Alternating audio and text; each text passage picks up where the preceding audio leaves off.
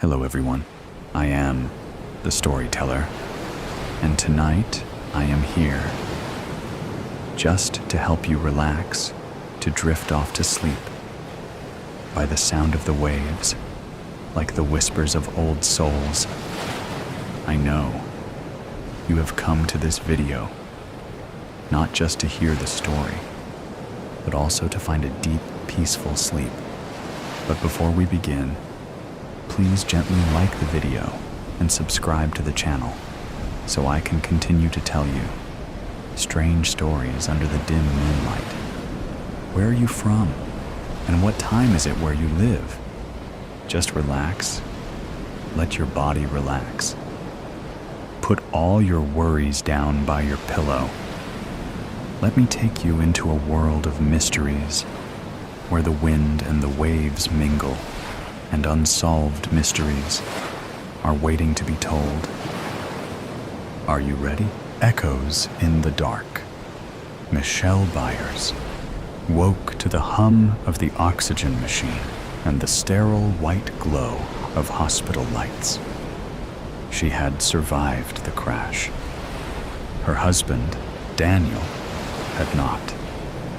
They told her she had been unconscious for days. And in those days, the world had stolen her sense of normalcy. Recovery was grueling. Her body ached, but her mind suffered more. The doctors diagnosed her with narcolepsy, an after effect of the trauma.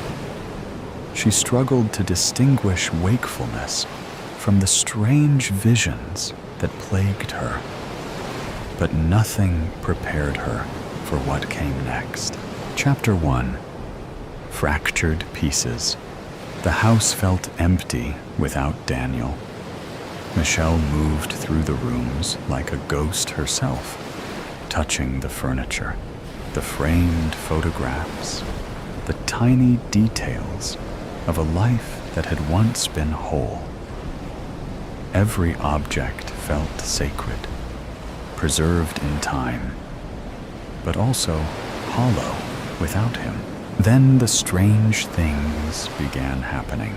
The first time, she thought she was imagining it. She walked into the kitchen one morning to find Daniel's favorite coffee mug on the counter. It wasn't just there. It was filled exactly as he would have made it. 3 sugars, 2 splashes of cream. She froze. Her breath came in quick, shallow bursts. She reached out with a trembling hand and touched the ceramic. It was warm. Did I do this? She whispered to herself. She had no recollection of making the coffee. She dumped it in the sink, trying to push away the nagging thought clawing at the back of her mind. That night, she checked Daniel's drawer, the one where she had placed his watch, his wedding ring, his last belongings. The watch was gone. She searched frantically. Through the drawers, through the entire bedroom, the nightstand, the closet. Nothing. Lack of sleep, she muttered. That's all this is. But then the voicemails started. Chapter 2. Echoes of the Past. One evening, as she walked into the living room, the red light on the answering machine blinked. It was an old relic, something Daniel had insisted on keeping despite her protests about just using their cell phones. She pressed play. Hey, love. Just letting you know I'll be home late. Don't wait up. Her breath hitched. His voice, crisp and casual, like it always had been. Like he wasn't dead. Her legs buckled, and she collapsed onto the couch, pressing her hands to her mouth. She checked the timestamp. The message had been left yesterday. She deleted it. An error it had to be, but it happened again and again, every few nights. The same message, with slightly different wording. Sometimes it was just a simple, "Love you, see you soon." She played one for her friend Angela. Angela's face paled. "This is some sick joke. I swear, I'm not making this up." Angela reached for her hand. "Michelle, this isn't healthy. Maybe it's your condition. Your doctor said hallucinations are possible with narcolepsy." Michelle recoiled. "You think I'm imagining this?" Angela hesitated. "I think grief can do strange things. And you haven't been sleeping." Michelle didn't argue. What was there to say? She made an appointment with her doctor, who prescribed sleeping pills to help regulate her sleep cycles. Chapter 3. The Stranger in the Coffee Shop. For weeks, the house was quiet. No misplaced objects, no strange messages. It was almost as if, by sleeping more, she had sealed whatever crack had let the past bleed into the present. Then she saw him. She was at a small cafe downtown, sipping on chamomile tea, staring blankly at her phone. It was an overcast afternoon, a steady drizzle coating the streets outside in shimmering gray. The bell over the door jingled, and a figure stepped inside. Her breath stopped in her throat. Daniel, sitting at a table near the window, laughing, his eyes crinkling in that way they always had. A woman sat across from him, stirring her coffee. Michelle's heart pounded as she stood, nearly knocking over her cup. She stumbled toward the door, her vision tunneling. Outside, the streets were a mess of honking cars, sloshing tires, and blurred figures. She tried to cross, barely noticing the screech of brakes and a driver shouting at her as she nearly stepped in front of a cab. By the time she made it to the other side, Daniel was gone. She pressed her hands to the cafe window, her breath fogging up the glass. No, no, no, no. Her hands shook as she pulled out her phone and called Angela. "He's alive," she gasped. "Angela, I swear to God, I just saw him." Angela's voice was strained. "Michelle, that's impossible. I saw him," she screamed, drawing the attention of pedestrians. She turned, scanning the street wildly. No sign of him. Chapter 4. The Cracks in Reality. When she got home, the silence of the house felt like it was pressing down on her. She sat on the couch, her hands gripping her knees. Had she really seen Daniel? Was she losing her grip on reality? As exhaustion pulled at her, she drifted into a restless sleep. And then, a sound. Footsteps. Familiar. Slow. Moving toward the bedroom, her heart pounded as she forced herself up. The house was dark, the air thick with something unspoken. She crept toward the bedroom, every step feeling heavier than the last. She pushed open the door. Nothing. Her breath came in ragged gobs. She turned on the light. The room was empty. Just her mind playing tricks again. She sat on the bed, tears burning her eyes. What's happening to me? Then her phone rang. She snatched it up, hands shaking. Mom? Honey? Her mother's voice was soft. I just wanted to check on you.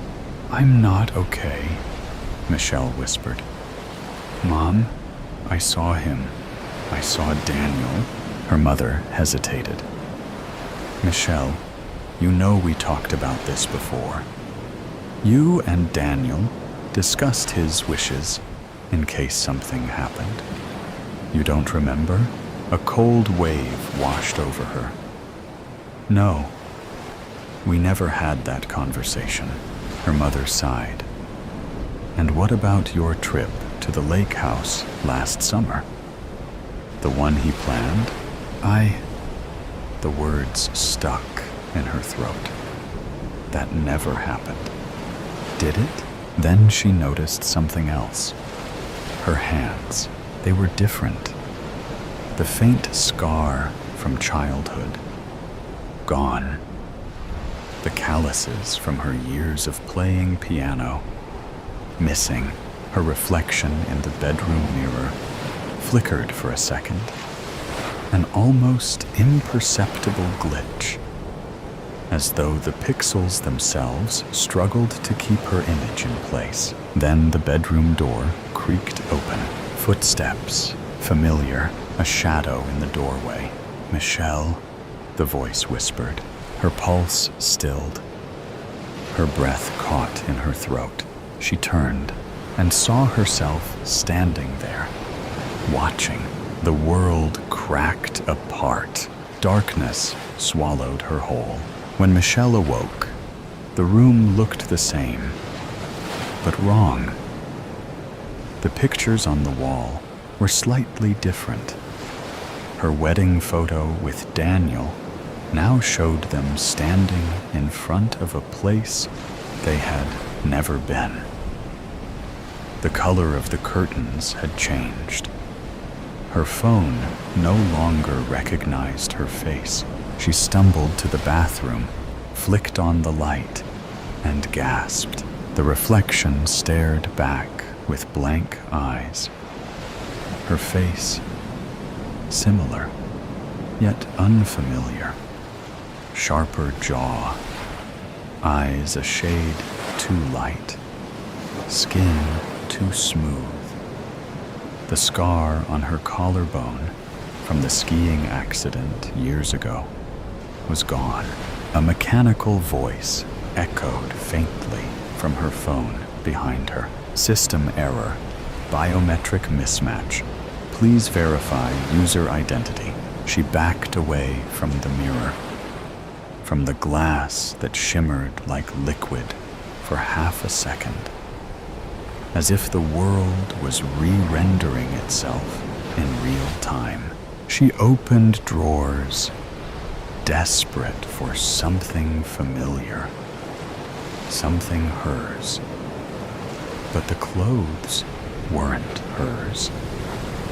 The books on her shelf bore her name as the author, only she'd never written them. The covers depicted surreal scenes, cities made of bone, people with stitched smiles, hollow-eyed children staring up at crimson moons. She ran outside. The street was there, but so quiet. The sky above was bruised purple, the clouds tinged with red. No birds, no wind. Every person she passed moved too slowly, their limbs jerky, robotic. They didn't blink, didn't speak, didn't see her. Michelle walked in a daze, her breath fogging in the warm air. The newsstand still had papers, but the headlines made her stomach twist. Temporal leak worsens. Memory replacements imminent. Global consciousness sync delayed. Users report phantom lives. Version control glitch detected. Subject 487, M. Byers, flagged for recalibration. Subject, she turned to flee, but froze when she saw the cafe. The same cafe where she'd seen Daniel weeks ago. And there he was again, laughing, alive. Wrong. Sitting across from someone with her face. The other, Michelle, turned, and their eyes met. The world paused. A buzzing started low in her ears, rising to a high-pitched shriek. The people froze mid-step. The air shimmered. The other Michelle stood slowly and began to walk toward her. Michelle backed up, stumbling into a metal pole. A nearby screen flickered to life, displaying the symbol of an eye with fractals radiating outward. Then, a voice spoke from nowhere and everywhere. Welcome, Subject 487. Consciousness sync complete. Version displacement detected. Initiating purge. Michelle screamed, but there was no sound, only light. And then oblivion. Epilogue. Static. In a bright white room with no doors, Michelle sits at a desk. Her hands type furiously on a keyboard that glows with symbols she doesn't recognize. On the wall, a screen shows surveillance feeds, dozens of herselves navigating fractured realities, some crying, some lost, some laughing beside Daniel. A door finally opens behind her. A figure enters. It's her again.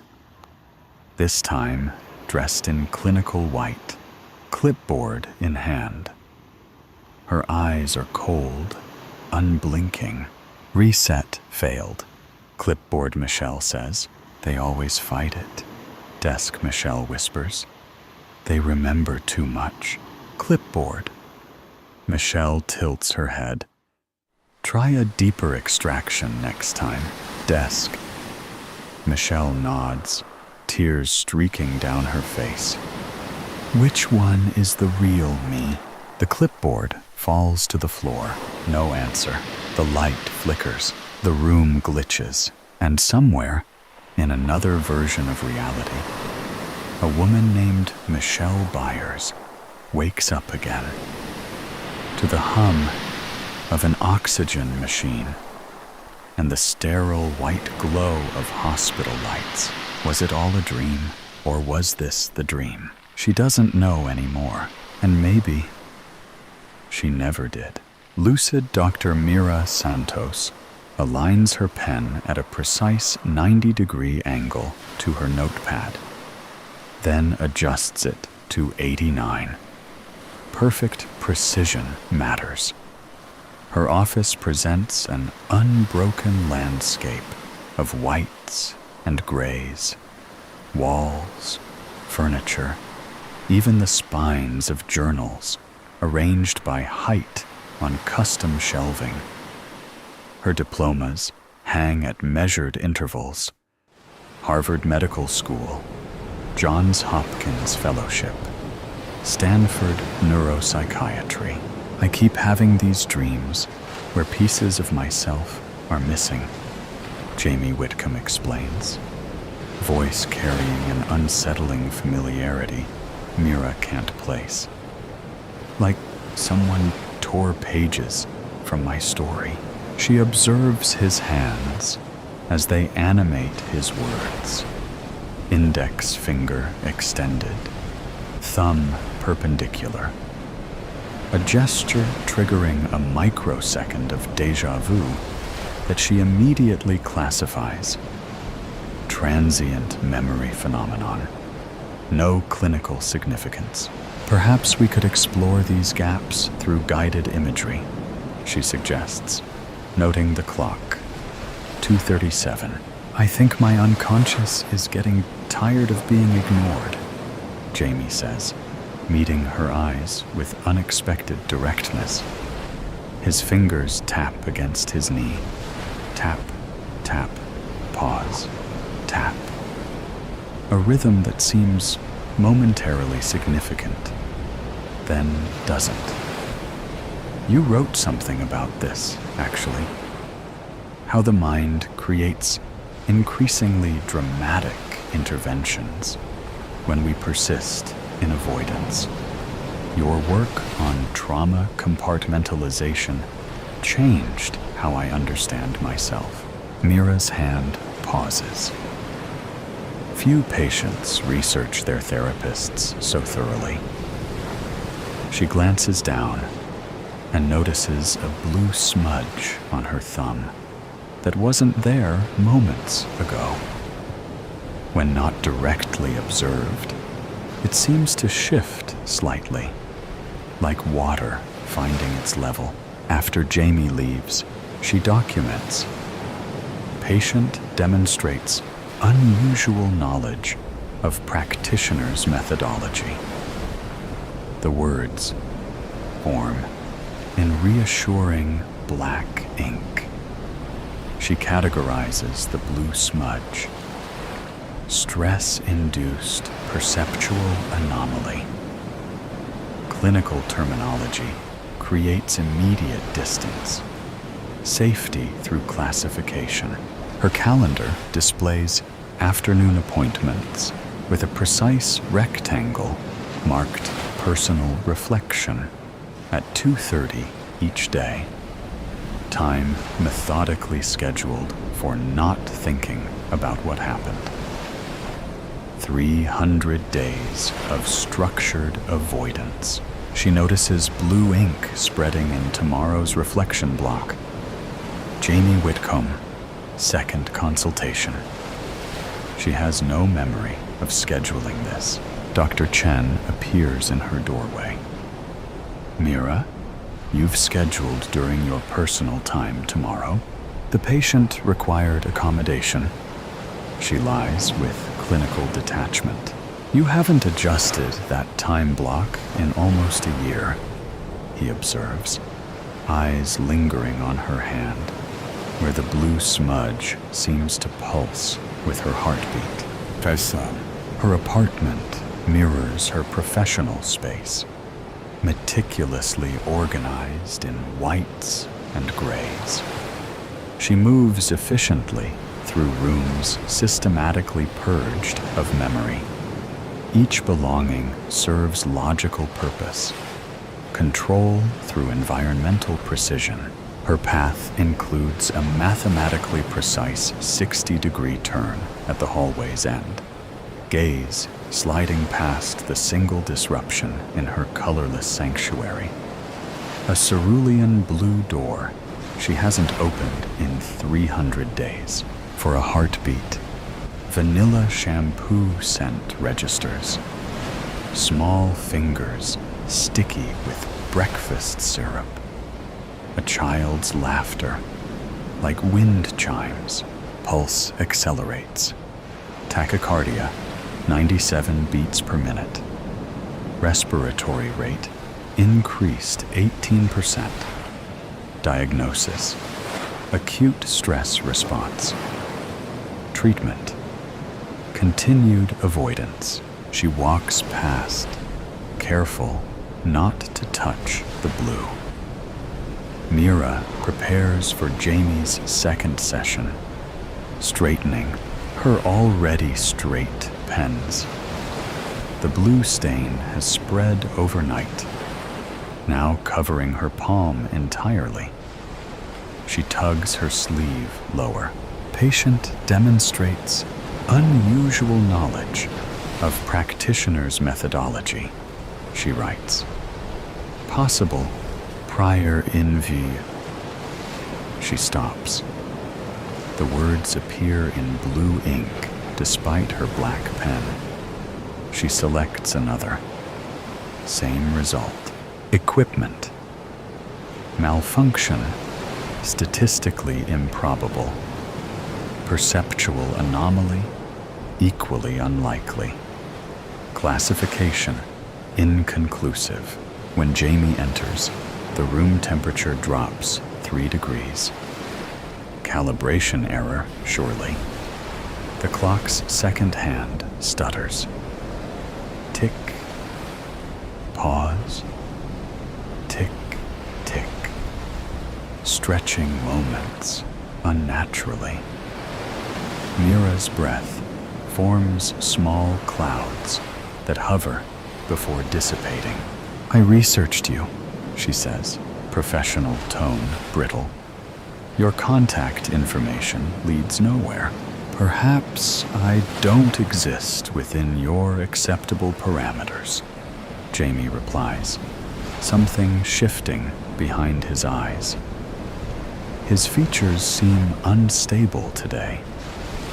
A 30-something stranger one moment, then briefly showing contours of a younger face. "Isn't that your specialty, Dr. Santos? Creating parameters that exclude what hurts too much?" The air carries a faint antiseptic smell. Hospital corridors, grief-saturated waiting rooms. Olfactory hallucination. Unlikely, but not impossible. You've built your career helping others face what you avoid, Jamie says, fingers forming that distinctive gesture. Index extended, thumb perpendicular. In your article, you wrote about integration, but your office calendar tells a different story. Her diploma wavers when not directly observed. Doctor of Medicine briefly becoming Mother Who Wasn't, before snapping back when she focuses on it. "Do you believe in astronomy, Dr. Santos?" Jamie asks, voice suddenly higher-pitched. "That stars remember us even when clouds block our view? Even when we're gone?" Mira's pen freezes. Mid-note. A child had asked her a nearly identical question once. Coincidence? Statistically impossible.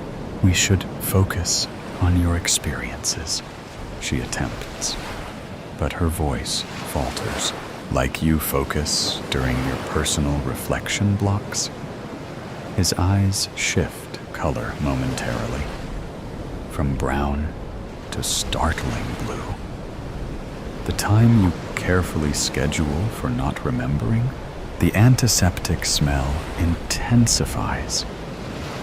Her bookcase blurs at the edges, white shelves rippling like water, book spines dissolving into hospital corridor signs, small hand in hers, warm against her palm. Blue wool sweater with wooden buttons she'd helped fasten. Vanilla shampoo. Mira blinks rapidly. Classification, intrusive memory fragment. Treatment, compartmentalization. The clinical term disintegrates in her mind.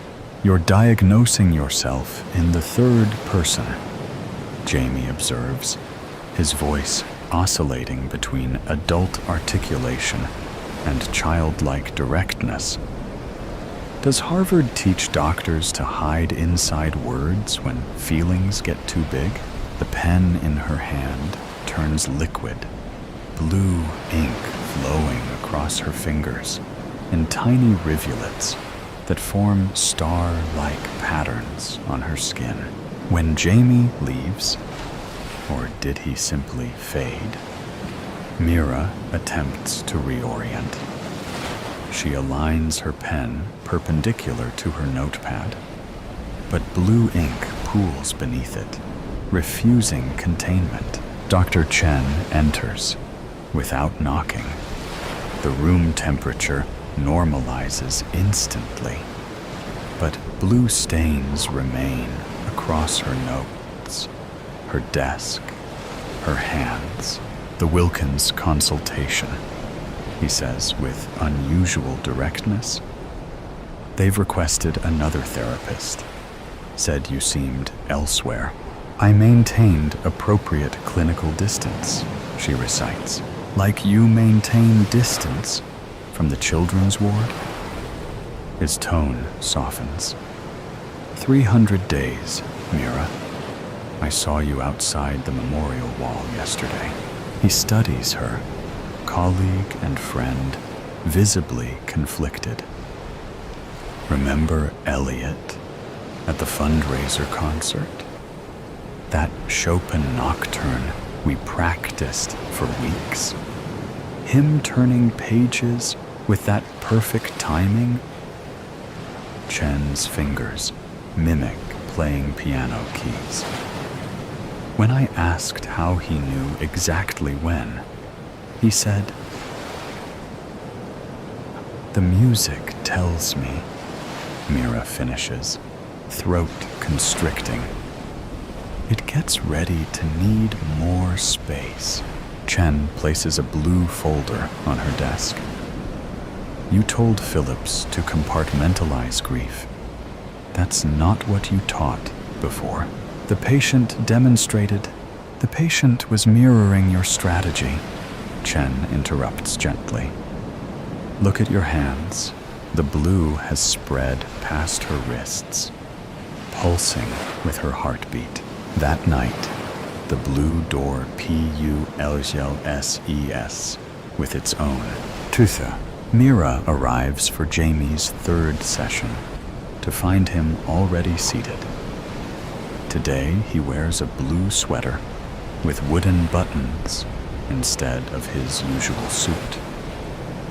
Her office temperature has dropped 10 degrees overnight. Facility malfunction, she mutters, but her breath forms dense clouds. The second hand on her wall clock stutters. Tick, tick, stop, backward tick, then freezes at precisely 2:37. Your calendar has transformed, Jamie observes. Blue ink has spread across her appointment book, forming distinct patterns. The Big Dipper, Orion, constellations she once traced on a bedroom ceiling. Irregularity in the ink compu. The words disintegrate before she can complete them. Her diagnostic vocabulary suddenly foreign. Letters rearranging themselves, still trying to diagnose away what you feel? Jamie asks. His features shift. Adult one moment, then child's eyes, gazing from adult face, then small fingers emerging from suit sleeves. How's that working after 300 days? The antiseptic smell intensifies. Hospital-grade disinfectant, coffee from a nurse's station, vending machine cookies. Her cream walls ripple. Hospital corridor, green bleeding through, like watercolors on wet paper. Patient exhibits acute dissoc. She can't complete the word. The pen trembles between her fingers as blue ink pools on the page, forming tiny rivulets that flow toward her like seeking things. You taught me about grounding techniques, Jamie says, his voice shifting higher. The hand gesture again. Index extended, thumb perpendicular. When things feel overwhelming, find 5 things you can see, 4 you can touch, I never taught. Mira stops. She never met Jamie before 300 days ago. Statistical impossibility. Logical incongruence. Professional boundaries compromised. When things get scary, he continues, features now unmistakably childlike beneath adult bone structure. Find something solid to hold on to, like your hand when we crossed parking lots. Her bookcase dissolves completely, revealing hospital waiting area chairs. The leather beneath her fingertips becomes vinyl, cold, sterile. A water cooler gurgles in the corner where her ficus plant had been moments before. The clock face melts, numbers flowing into blue puddles. Her diplomas rearrange into memorial service programs. This represents functional. Clinical terminology evaporates mid-thought. Her desk transforms into the hospital admitting counter, where she'd stood precisely 300 days ago, still hiding inside Harvard vocabulary. Jamie's adult clothing now hangs from a child's frame. Blue sweater with sleeves rolled 6 times, pants puddling around small sneakers. Elliot's face now fully visible, only his eyes retaining adult knowledge. Does categorizing grief really make it go away? VANILLASHAPOO.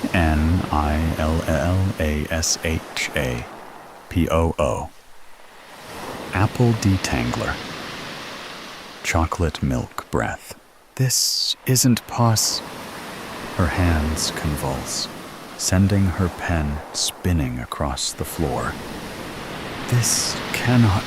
The pen bleeds blue across linoleum, spreading toward her in tributary patterns that form exact replicas of the constellation drawings from Elliot's bedroom ceiling.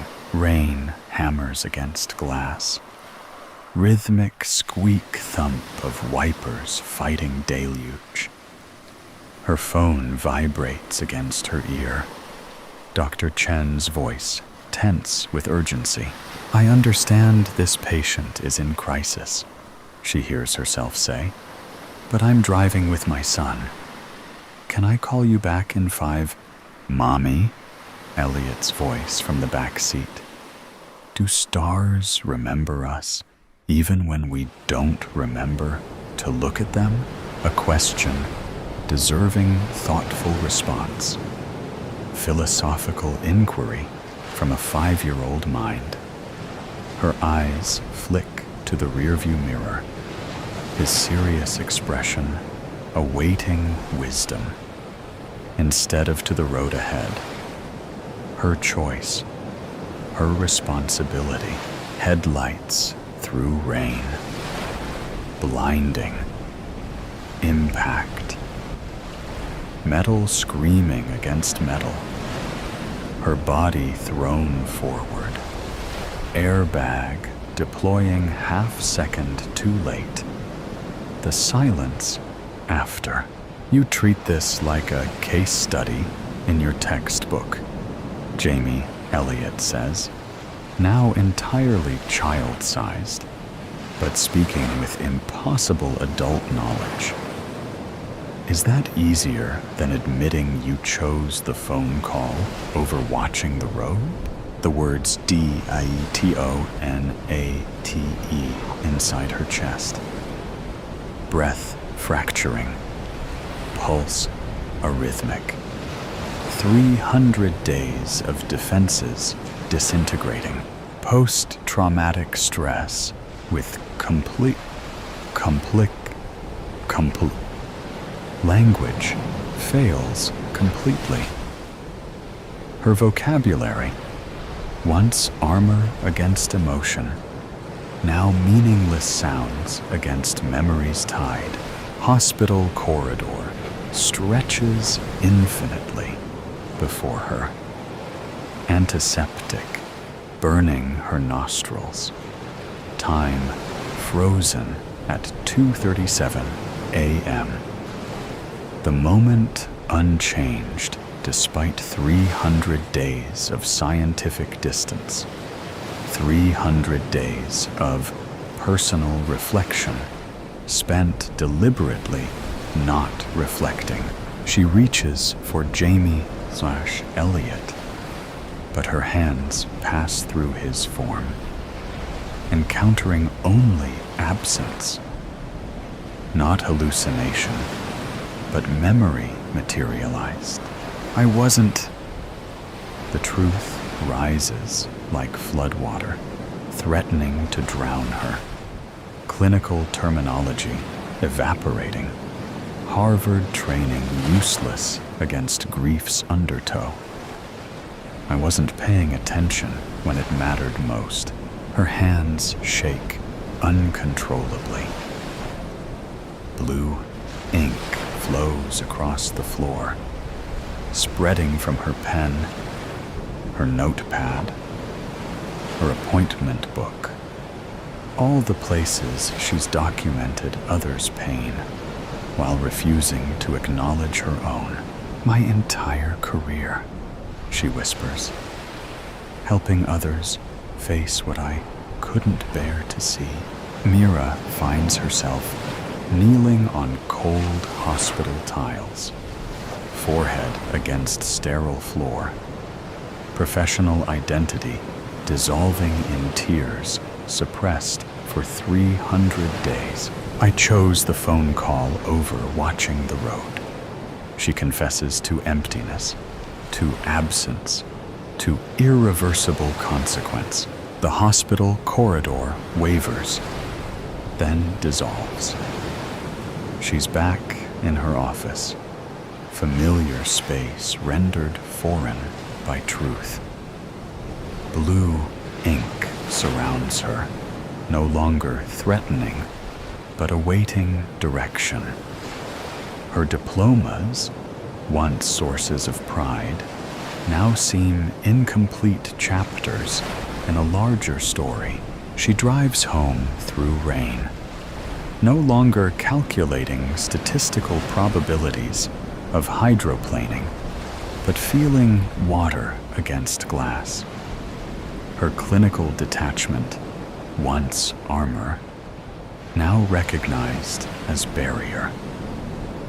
Her hands on the steering wheel remember another rainy night, another drive, different outcome, same hands. Her apartment, meticulously controlled in whites and grays, appears through shifted perception. Not ordered, but empty. Not peaceful, but silent. 300 days of creating space that demanded nothing, remembered nothing, reflected nothing back to her. The hallway stretches before her. No more precise 60-degree turn. No more transient memory phenomenon diagnosis when vanilla scent registers. Tonight, she walks deliberately toward what she's avoided. The blue door pulses with its own heartbeat. Gentle rhythm, both inviting and terrifying. Blue light seeps beneath, casting underwater reflections across the floor. Her pulse accelerates. Tachycardia, 97 beats per minute. Old diagnostic habit. Same physical response. New understanding. She places her palm against the wood. Warm. Alive. An answering pressure, as if something, someone, presses back from beyond. I'm choosing to remember, she whispers, voice breaking, and turns the knob. Beyond isn't the sharp pain she feared, but a space where blues shift from midnight depth to dawn's gentle awakening. Stars hang suspended, constellations from a ceiling painted on a Saturday afternoon with small hands guiding hers. Not distant points, but presences casting soft illumination. The air carries forgotten scents: vanilla shampoo, apple detangler, chocolate milk. Before bedtime, piano notes drift through blue. Chopin Nocturne, 4 hands at different octaves. Laughter when they missed transitions. Elliot sits cross-legged beneath Draco, his favorite constellation, because dragons should get to live in the sky too. He wears the blue sweater with wooden buttons she'd helped him fasten that morning. When he looks up, his eyes hold both childlike wonder and impossible understanding. "You finally came," he says simply. "I was afraid," she answers, professional terminology inadequate for the ache in her chest. His small hand reaches for hers. Warm pressure, simultaneously present and preserved from before. "I've been here the whole time. I'm sorry," she tells him, words carrying 300 days of avoided grief. "I looked away when I should have been watching the road." He nods, serious expression, exactly as she'd seen in that final rear-view glance. "You were helping somebody who needed you. That's what doctors do." "Not more important than you," she whispers, voice raw. He considers this with child's directness. Maybe not more or less, just different. Like how we needed different sides of the piano bench to reach all the keys. She hadn't expected wisdom from loss, hadn't allowed possibility beyond absence. "Remember when I asked about stars?" he says, looking upward. "If they remember us when clouds come?" She nods, tears flowing without clinical categorization. "They do," he says with certainty. "Even when nobody's looking up, blue light pulses around them, not invading, but connecting. Stars above and blue beneath, creating space between memory and presence where healing begins. Your patients need you to remember too," he says, child's voice with unchildlike insight. "Not just me, but what happened?" She nods, understanding forming from fractured pieces. Not compartmentalization, but integration. Not absence, but transformation. Not forgetting, but carrying forward. "I won't stop looking for you in the stars," she promises. His smile combines mischief with impossible wisdom. "Even when you forget, I'll remember. That's what stars do." When Mira awakens, dried tears trace her cheeks. Her office has transformed. Pearl gray walls now carry blue undertones that shift with changing light. Harvard credentials hang beside a child's drawing of constellations labeled "Me and Mommy's Star Map."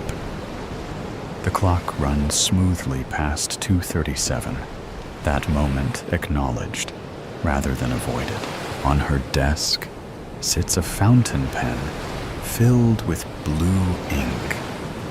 Her deliberate choice now, not mysterious manifestation. Beside it, her appointment book with integration practice, replacing the blocks formerly labeled personal reflection. Not scheduled avoidance, but purposeful remembering. The phone rings. Dr. Chen about an urgent patient crisis. 300 days ago, she would have answered immediately. Today, she notes the time, 5:27 p.m. Elliot's astronomy club meets in her memory at 5:30. "I'll call back in 20 minutes, she tells the receptionist. "I have an important appointment first." She allows herself to remember for exactly 3 minutes. Blue sweater, constellation maps, questions about stars, before returning to professional responsibilities with renewed presence. Later that week, a new patient sits across from her, describing familiar patterns. "After my daughter's accident, I created separate compartments," the woman explains, fingers tracing invisible boundaries on the armrest. Work Susan never mentions Emily. Mother Susan only exists on scheduled Sundays, when I permit myself to visit her room. Mira recognizes her former self in this careful division. 300 days ago, she would have praised this compartmentalization as adaptive coping. Standard protocol suggests emotional containment during grief responses. Mira pauses, feeling blue ink against her fingertips. She deliberately sets her manual aside. "Protocols have their place," she says, leaning forward slightly. "But they can't account for how grief rewrites our internal maps. Compartmentalizing doesn't actually protect us. It fragments us. Integration doesn't mean constant pain, but allowing memory to exist alongside present moment." The woman's eyes fill with tears. "How? By acknowledging both your professional competence and your profound loss, not as separate identities, but as equally true aspects of who you are now." Later, Mira opens her own case file. She writes, "Subject demonstrates initial success in memory integration. Professional identity remains intact while accommodating emotional truth. Continued practice indicated." She pauses, then adds, "The stars remember us, even when we forget to look up." She signs the entry. Day 321. The blue ink catches light as it dries. Not the end of grief, but the beginning of carrying it differently. The couple in the bezuzu glass. The first time she saw them, she didn't think too much of it. Just an exceptionally attractive, well-dressed couple having dinner together in their multi-million-dollar penthouse while overlooking downtown Chicago. Bev Thomas watched them from the balcony of the apartment, hidden away in the shadows of the night, wondering what it must be like. The apartment she was currently cleaning for work was cherry enough.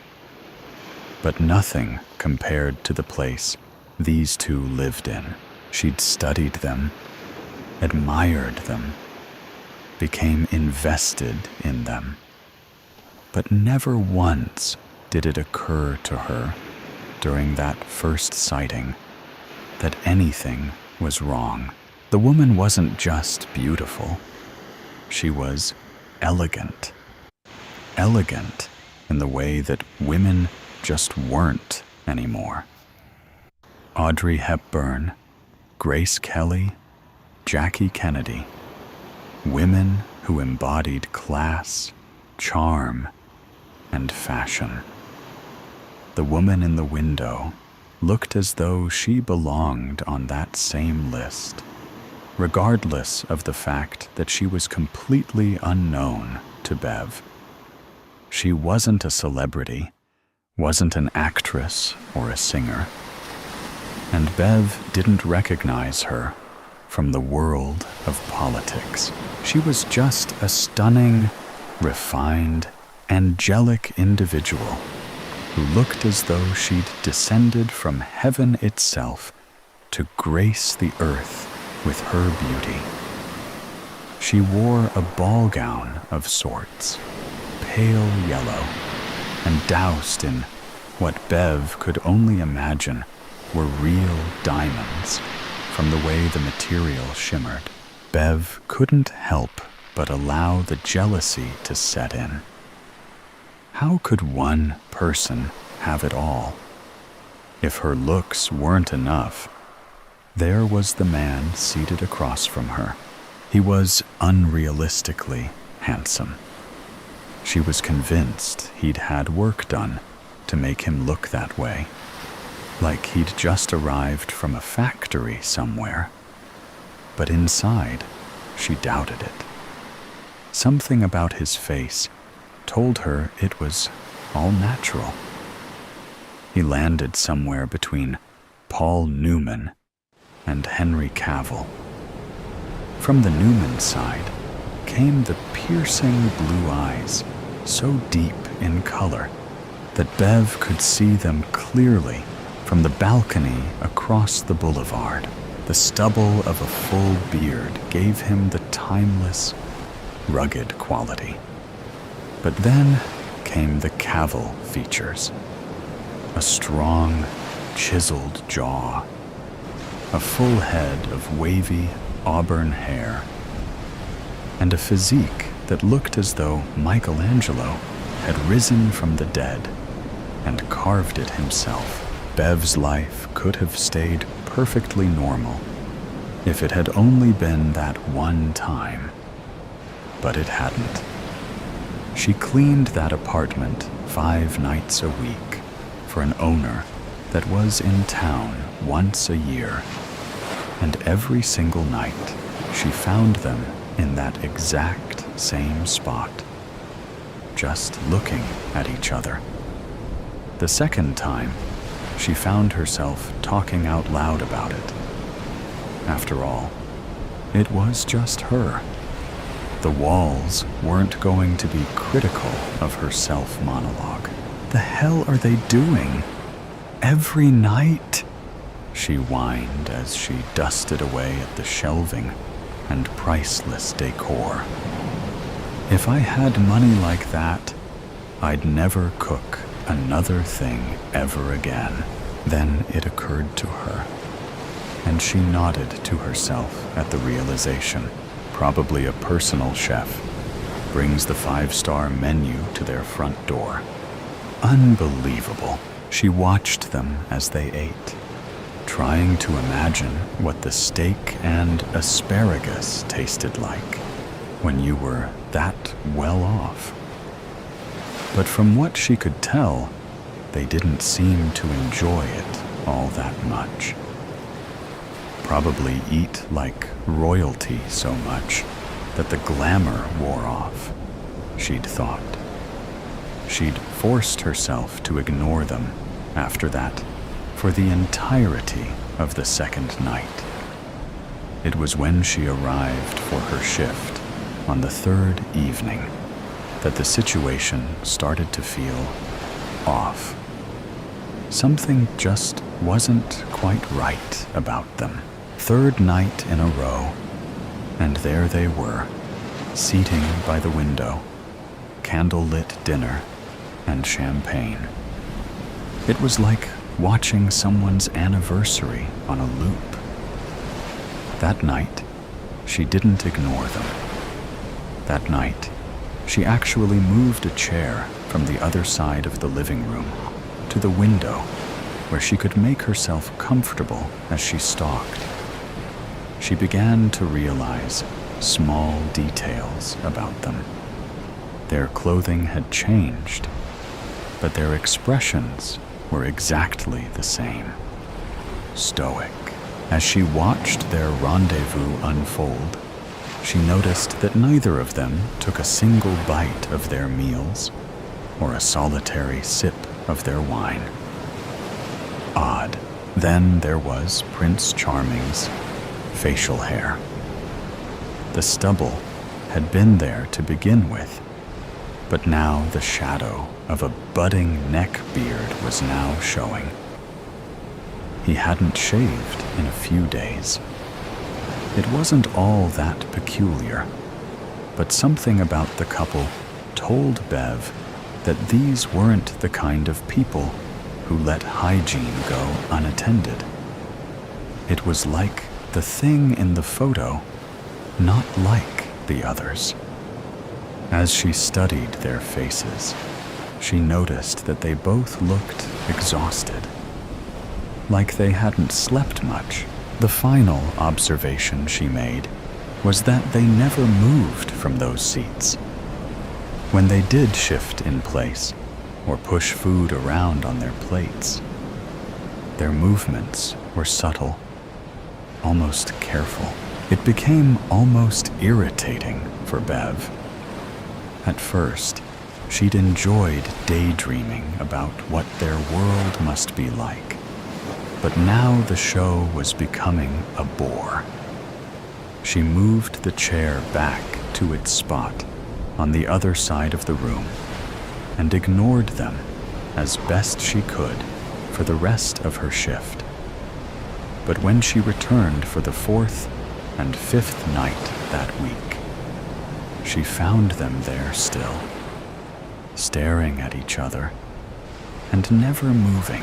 Saturday and Sunday she had off, but her mind was completely occupied by that couple across the way. It bothered Bev so much that Monday morning she decided to do a little detective work. She didn't have names to go on, so she went about finding them out. She made calls, did some internet searches, even sorted through city and county records to get any information that she could. It took her most of the day, but she finally found something.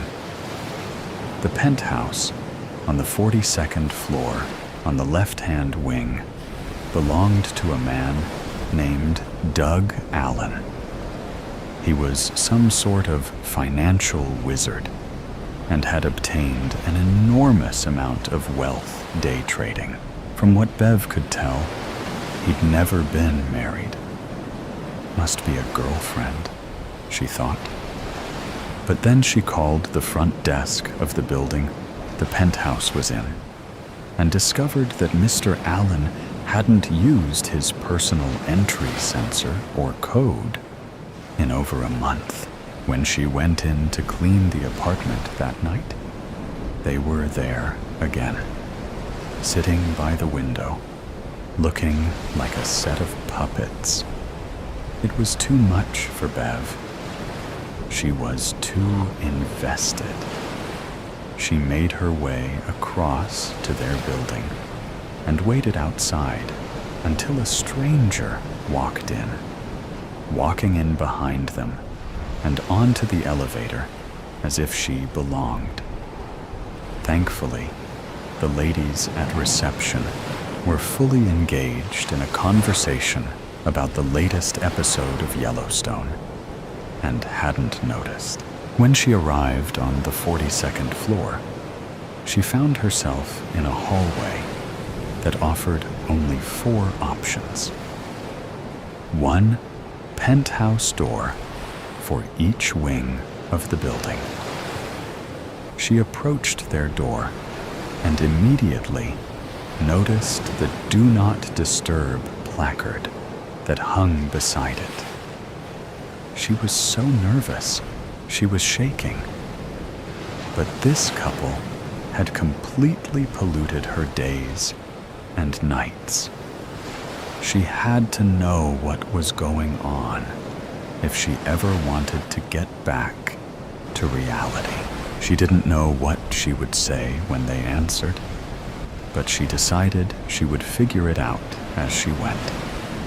She knocked once with the intention of doing it a second and third time, but when her knuckles connected with the door, it inched open slightly.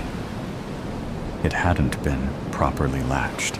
She looked at the opening for over a minute, trying to decide what to do. Clearly, they hadn't heard the knock, as no one came to the door to confront her. Surprising even to herself, she was actually considering letting herself in just enough to get a glimpse. She decided against the idea initially, but as she reached for the knob to close the door, she couldn't help herself. She shifted it open a little further, just enough to see inside.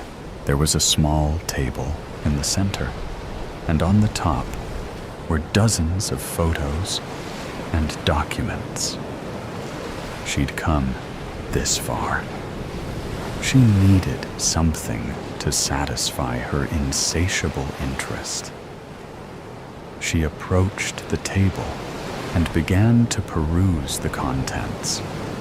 The photos were all of the couple in the window, but the images were all from afar, as if whoever had taken them had done so without their knowledge. Bev's stomach started to turn as she read through the documents. Every one a piece of evidence. Evidence of an affair. It wasn't the affair itself that unsettled her. It was the fact that someone had collected evidence of it and had compiled it right here in the home of the man involved. She set the papers down and began to take steps backward as quietly as she could. But a noise behind her forced her to a complete stop. "You shouldn't be here," he said. Bev was frozen, the fear infiltrating every cell. She was caught. But that wasn't what frightened her. It was what she had walked into. She turned slowly, being careful to control her movements. As she did, she found herself face to face with the barrel of a pistol. The man holding it was calm, but in a way, perplexed. Like he wasn't sure exactly what to do with this discovery. "I'm sorry," she started to say. What are you doing here? You shouldn't be here. I cleaned the apartment across the street, and She couldn't find the words, and any she did came out mumbled through her now shaking lips. She'd never seen a gun in person before, much less had one trained on her face.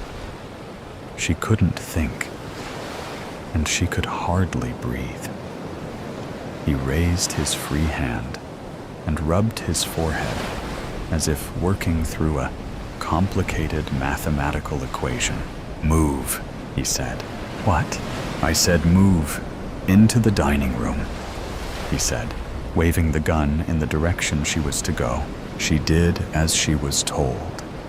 inadvertently holding her hands in the air like she was under arrest. She knew it was silly. She would have felt much better if a police officer were detaining her versus what she was currently experiencing. As she emerged into the dining room, the couple she'd been watching for over a week came into view. They had to hear her enter, but they didn't dare move, and Bev believed she already knew why. "Douglas, Denise, we have an unexpected guest," he said. Still, they didn't move. Bev waited for a verbal confirmation that they were even alive. But then she saw the woman he'd called Denise's throat catch slightly as she fought to control her breathing. "I think introductions are in order. Why don't you go first?" he said, poking Bev in the back with the gun. I'm Bev Thomas. I just clean the apartment across the street. Perhaps you'd like to tell us exactly why you've intruded upon our evening of wonders and romance. Bev Thomas. I noticed them having dinner in the same spot all last week, and You were nosy, the man said, finishing her sentence. I was concerned. You didn't mean what? To break into this apartment? To impose somewhere you weren't welcome? But you did it anyway, didn't you? Bev Thomas. You know what, though? That's okay. You see, you and I are a lot alike. Curious. You were curious about this beautiful couple. So was I. You can imagine just how curious I was when I discovered that my wife of 15 years was having an affair with a wealthier, more attractive, and apparently more adventurous man. Bev didn't know what to say. Her fears were being confirmed, but that didn't bring her a single ounce of relief. For once, she wished she'd been wrong. Since they can't answer for themselves, allow me to complete the introductions. Douglas Allen, my wife's new lover. My darling wife, Denise. As for me, my name is about as important as our marriage was to my whore of a wife. Again, Bev stayed quiet. You must be wondering what exactly you happened upon tonight. Bev Thomas, let me illuminate you. You see, I have been tracking this forbidden love affair for over 2.5 years. Every meetup, every email, every middle-of-the-night phone call that my wife took from the downstairs bathroom as if I wouldn't hear. Everything. I was so moved by the greatest love story ever told that I figured, why not recreate it? Let the lovebirds live through it all one more time. We've been at it for weeks, Bev. Day and night. Every dinner date, every intimate conversation, every single moment of sexual engagement. All of it on replay, like a show on Broadway. The obvious difference is an audience of only one to enjoy it, he said, referring to himself. She doesn't have anything to do with this, Mike. Just let her leave. Denise's sudden outburst startled Bev so much that she almost jumped. The woman in the window had finally broken her silence. The man called Mike was still behind her, so Bev couldn't see his face. Even so, she could feel the anger radiating off him like heat from a bonfire. What is the rule, Denise? What is the fucking rule? She didn't respond, nor did she look away from Doug Allen. Her face was expressionless, but her eyes told the story all on their own. It was clear to Bev that Denise was overrun with fear. She'd messed up, and she knew it. Bev flinched as Mike's footsteps met her ears. He moved around her, making his way toward Denise, slowly and methodically, like a hungry tiger closing in on a wounded antelope. "I asked you a question," he said calmly as he arrived at the table. Again, she refused to answer. Mike sighed heavily and pulled something from his pocket. Before it registered what he had retrieved, the blade of the folding knife had flipped open and had been driven through Doug's hand, nailing it to the tabletop. Doug screamed out in pain, and Denise did the same. All the fear, anger, and misery exploding out of her. "Look what you made me do, you whore. You worthless bitch. You couldn't follow a simple set of fucking rules. Don't break character. Ever. You've ruined the entire sequence." When he was done, he collected himself and turned back to Bev. She expected he was about to explain the rules of engagement in this little game he'd created. But he stopped realizing what he had done. Years of tracking, months of planning, weeks of playing out his fantasy of revenge, and he'd never made a mistake. Until now. He turned back around as quickly as he could, but it was too late. Denise had already pulled the knife from Doug's hand. As his front side became exposed, she drove the knife deep into his chest. He gasped and began to stumble backwards. She followed him onto the floor, where she pulled the blade out and then stuck it in again. Then again, and again. Doug nursed his wounded hand, and Bev watched, frozen in time, as the slaughter ensued. When she no longer had the strength to pull the knife out, and Mike was fighting for his last few breaths, she moved up to his head and whispered something in his ear.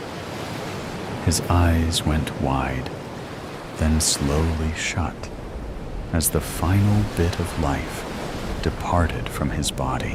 What happened next was a whirlwind of police sirens, flashing lights, EMTs, and crime scene technicians.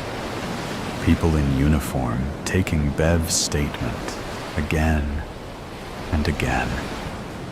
Paramedics checking her for injuries, the flash of cameras as evidence was documented and collected inside the penthouse.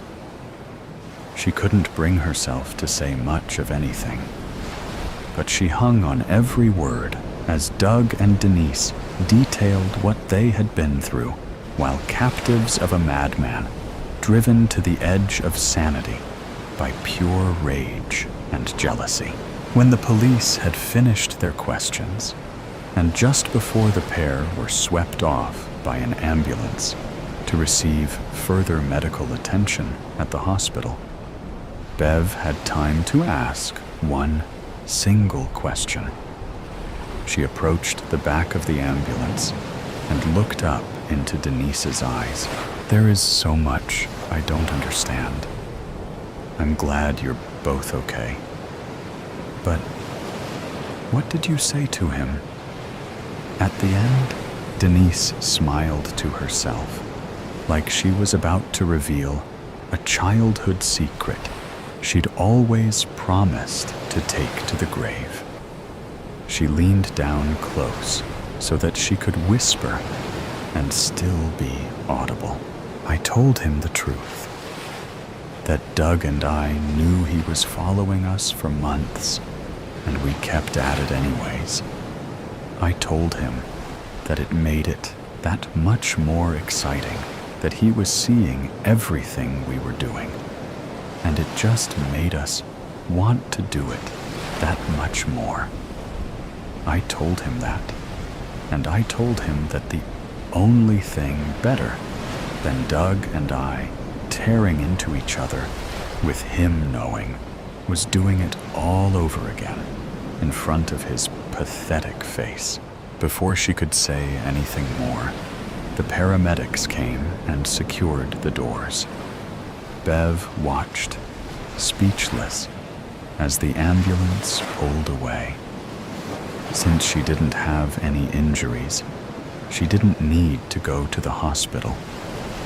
Instead, she went back to the apartment she was supposed to be cleaning. Lost in thought, she wandered over to the window, looking up to an empty table in the penthouse across the street, where she'd first seen the couple in the glass. Death of the Lilacs. I never should have opened that letter. But from the moment my fingers brushed the aged paper, thin and fragile, it seduced me. It all started on estate sale day. On any other Thursday, I would wake up crazy excited, strip out of my cotton PJs, and swap them for jeans and my gray V-neck, the one with vintage across the chest in fading white vinyl.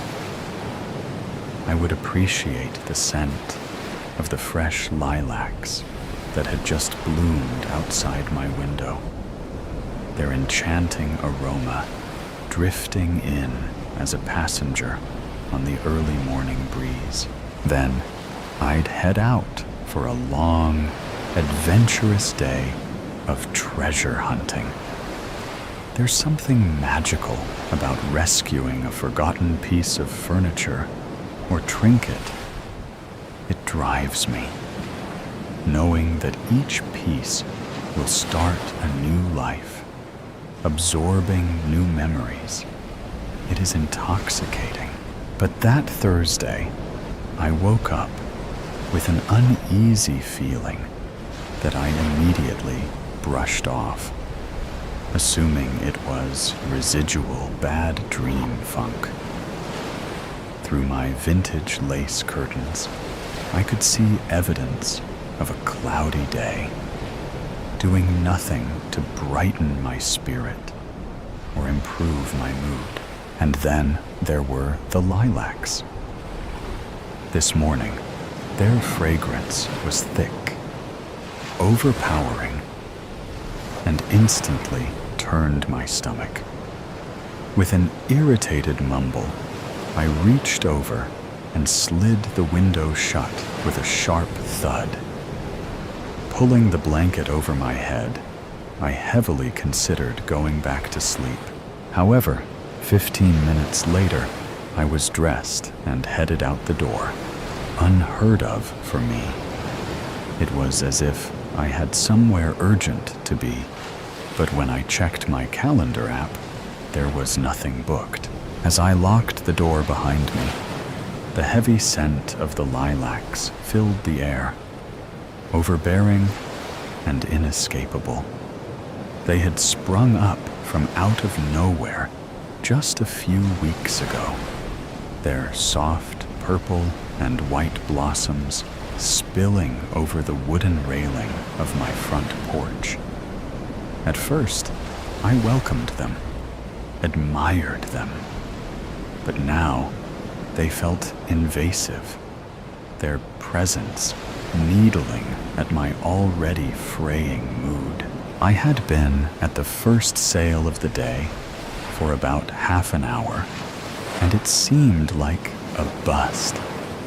After wandering from room to room, sifting through boxes and stacked containers of someone else's memories, I was just about ready to head to the next stop on my Google Maps list. As I stepped into the kitchen, I suddenly lost my balance and grabbed the long slab of butcher block countertop to steady myself.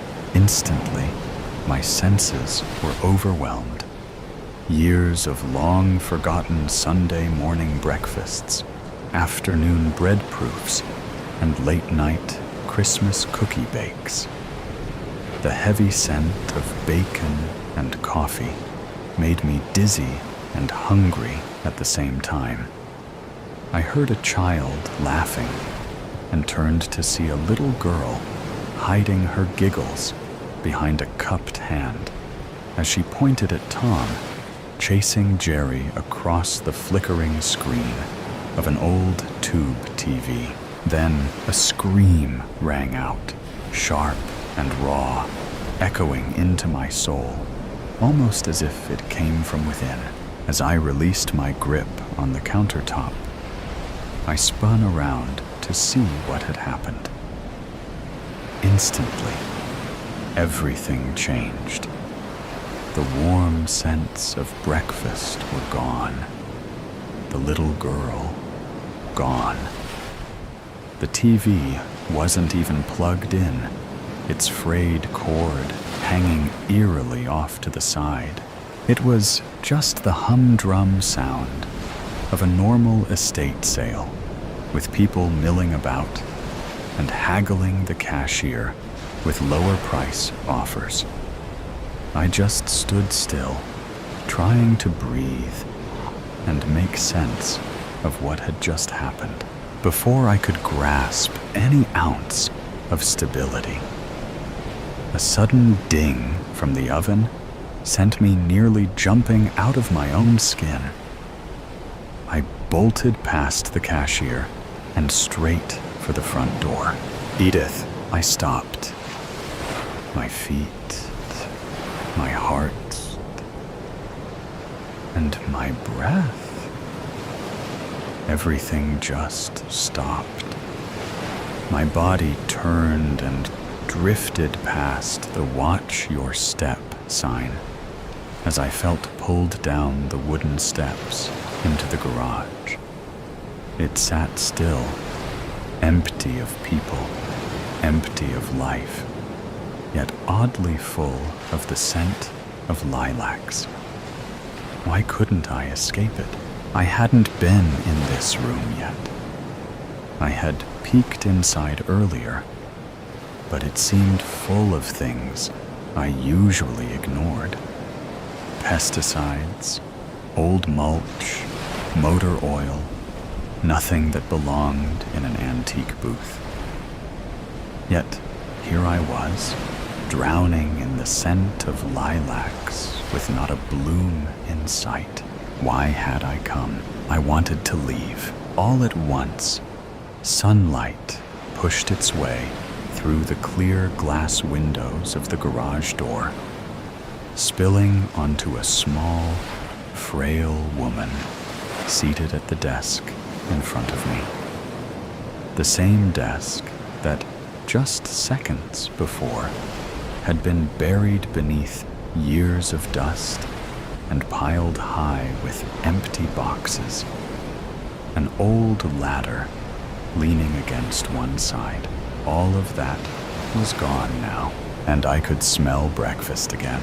Edith, I work all day to put food on this table. You think it's gonna cook itself? The dark voice boomed behind me. I flinched but couldn't tear my eyes from her. The woman turned and looked right at me. And then, after just a second of recognition, right through me, she turned back to the desk and in a swift, almost frantic motion, shoved a piece of paper into an envelope. I heard her whispering something, but the words were too soft to make out. "Damn it, woman, where are you?" came the voice from the top of the stairs. My instinct was to spin around, to see him, but my eyes stayed fixed on Edith. She was facing me now, her gaze moving down the staircase as he came down. "You know better than to keep me waiting," he said, his words rolling down the back of my neck like sap oozing from a wounded sweet gum tree. I resisted the urge to wipe it away. Edith slid her trembling hands into her apron. Her gray eyes hovered just above my head, steady in his direction. Slowly, her shoulders curled back, pushing her tiny frame to stand tall. Her chin lifted just enough to prove her fortitude. But the slow rise and fall of her chest wasn't from resolve. It was control, each breath measured to contain her emotions. "Yes, I'm sorry. I should have been more mindful of your time. The bacon's on now. I'll have breakfast ready in just a few minutes." I could feel his heat standing uncomfortably close behind me. The hair on the back of my neck lifted with each of his heavy breaths as he considered his reply. Finally, he muttered, "You'd better." The sound of his heavy boots grew lighter as he moved toward the stairs. Her eyes were back on me, not through me. She stood still for a moment, as if thinking something through. Then, as if she had made her decision, she turned toward the desk and opened the top left drawer. She looked at me again, then down at the drawer. I followed her gaze. With a careful hand, she slid the bottom of the drawer back, pulled the envelope from her apron pocket, placed it in the hollow space, and closed the drawer. Her gaze shifted to me once more, her eyes trying to tell me a story, calling my name. Her mouth opened, her expression full of apology, but no words came. As she took a step forward, the sunlight caught the iridescent trail of a single tear that had run down her cheek. My heart hurt for her. All at once, she was gone. The sun had vanished. The windows on the garage door had been painted over years ago. The acrid smell of gasoline, oil, and pesticides flooding my nose once again. I gasped and wiped my face, realizing that I, too, had tears streaming down my cheeks. I took a few steps toward the desk, my eyes locked on the drawer. My pulse quickened as I reached out to pull it open. "Miss, do you need help?" came a tiny voice from the top of the stairs. I jumped and screamed. Then she screamed. With our hands over our chests, we both burst into laughter. "I am so sorry, doll. I didn't mean to startle you. It's totally okay. I was in my own world." I took a deep, slow breath, in and out. Actually, yes, I would like some help. I'm interested in this desk, but I don't see a price on it, I said, pointing to the spot where the woman had just been sitting. Oh, that old thing is junk, honey. One of the drawers is stuck, and it's missing a leg. She turned to head back through the door. I looked at the desk, then back at her. All the same, I'd love to take it off your hands. Would you take 20 for it? She stopped and turned around. Her expression shifted.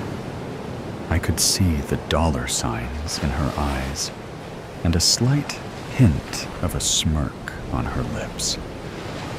Then, just as quickly, it changed again to a look of faux concern.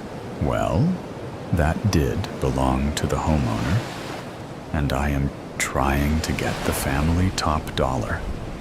I couldn't possibly let it go for $20, but I imagine they'd be okay with $50. Does that work for you? $20 is usually my price point for old furniture. $20 and little to no damage, other than age. But she was asking $50, and it would need extensive repairs. Not that I was buying it for resale anyway. Honestly, I felt like I was out of mind when I agreed. But the next thing out of my mouth was, sure, 50 is great. Can I have someone pick it up in an hour? Well now, that would be lovely.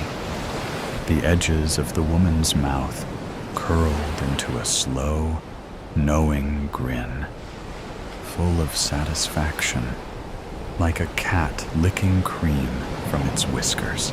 4 hours, 3 stops, and 2 cups of Java later, I was back home, where Jeff, my not boyfriend, was waiting in front of my driveway with the desk. Sadie, what were you thinking? This is a piece of junk. Please tell me you got it for free? He grumbled as I slid out of my Jeep. He leaned against the bed of his truck, arms folded, looking cute, but not happy. Oh, come on.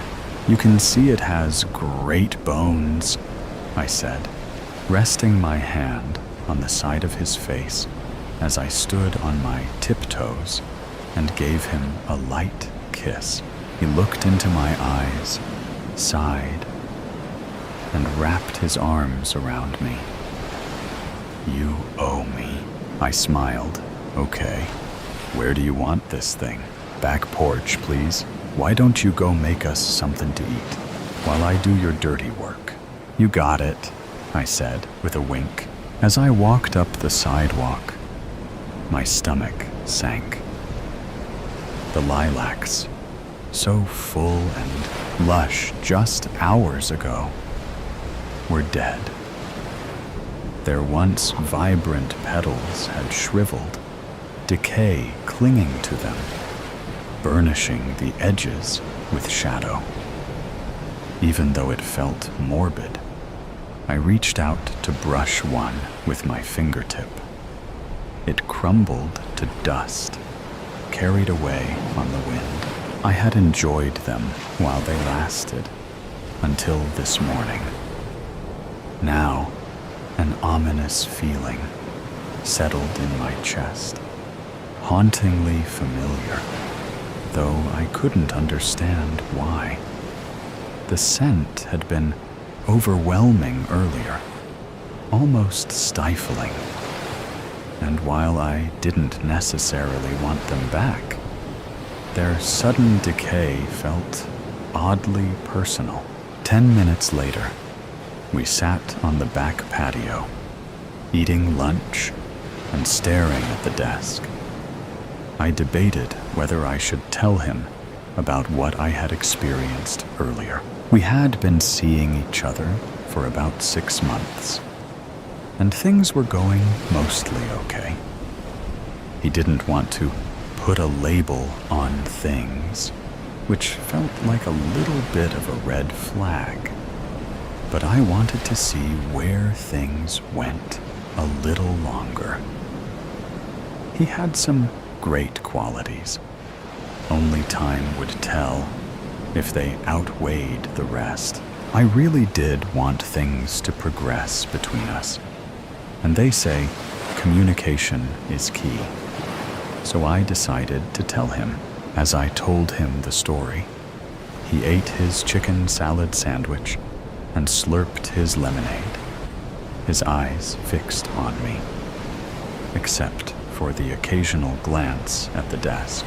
When my story was over, he wiped his mouth with one of my daisy-covered napkins, downed the rest of his lemonade, and said, "Well then, let's get this drawer open." He made quick work of the stuck drawer, and after searching for only a second, found the notch that slid back the false bottom. I couldn't believe it. The false bottom alone was a stretch, but seeing the letter sitting there in real life, insane. I reached into the drawer and picked up the envelope, my hands trembling just as Edith's had, but for different reasons. The paper was aged, its edges rough and slightly brittle. I turned it over, lifted the flap, and slowly pulled out the lilac-colored paper, careful not to damage it.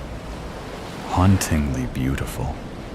It was clearly handmade, bits of lilac petals pressed between its uneven fibers. Should I open it? I glanced at Jeff. He shrugged. "That's up to you." I wasn't sure. Edith's eyes had been haunted, and while part of me felt like I was meant to open the letter, another part couldn't shake the sadness in her eyes. It lingered, heavy and unsettling. Still, something pulled at me, urging me to open it. Before I even realized what I was doing, I unfolded the letter, top first, then bottom. One single line stretched across the middle of the page. "I wanted to warn you. I was trapped. I am sorry." I read the line again. A wave of dizziness washed over me. I could smell bacon. The room was spinning. My stomach was sick.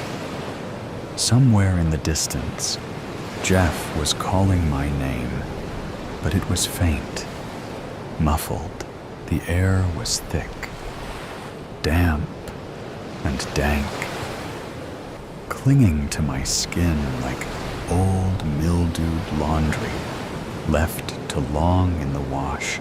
I couldn't breathe. I closed my eyes and tried to remember my breathing techniques. In for 5, hold for 4, out for 7. Or was it 8? Damn it. But my slow, deep breaths came out rattled. Reaching for the chair, I sank into it, resting my elbows on the table and my head in my hands. If I could just get my thoughts together. All at once, visions of an entire lifetime slammed into me. Emotions crashed through me, too many to name. I felt joy, then sadness, heard laughter, then a baby's first cry. My baby's first cry? But everything was coated in darkness. I opened my eyes. The lilac-colored paper lay on the desk in front of me, blank. My hand involuntarily moved, picking up a pen from nowhere. My breath was stuck in my throat as, in horror, I watched myself write. I tried to warn you.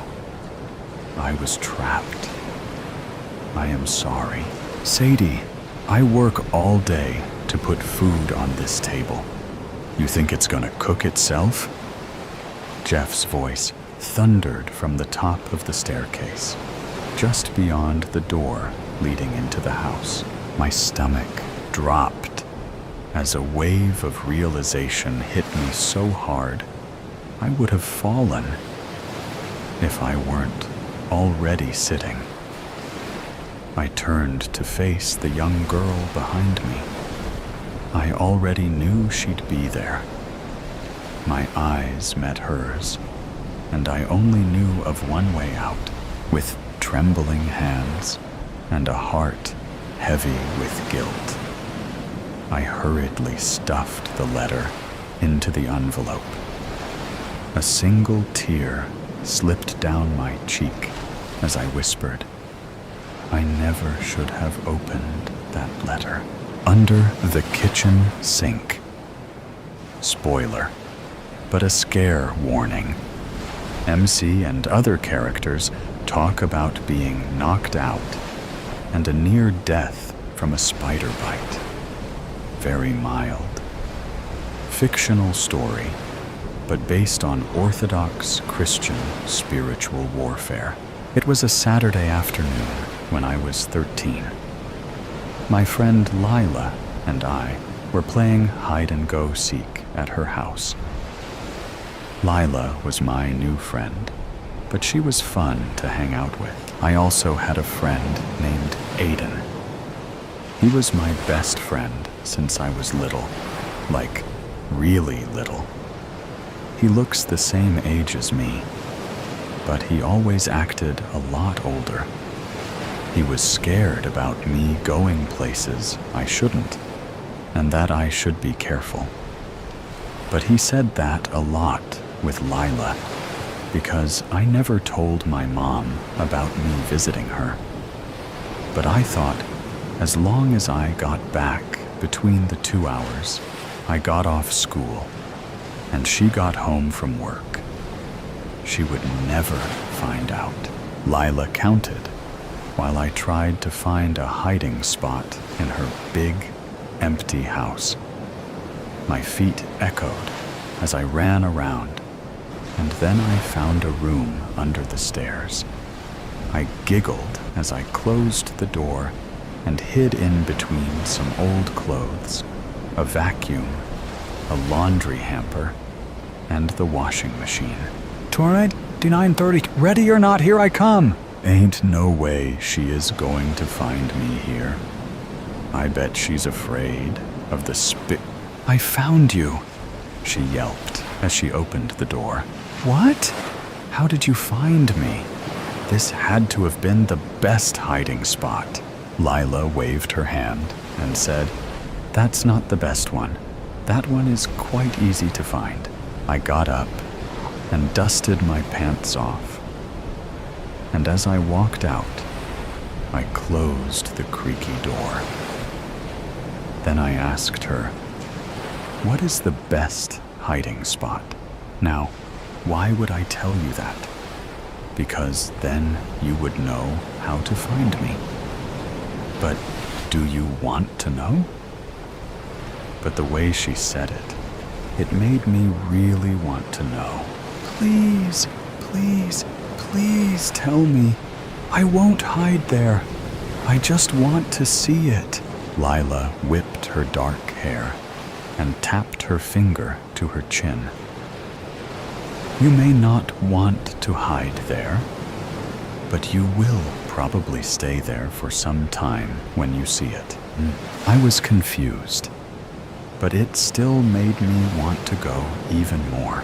Follow me, my friend, she said, reaching for my hand. We went past the front door of her house and through the entryway to her kitchen. I hopped on the white tiles as I followed her, and she let me go. "Are you ready?" she asked. "Mm-hmm," I nodded excitedly. She then reached into the pocket of her black coat and pulled out an old key.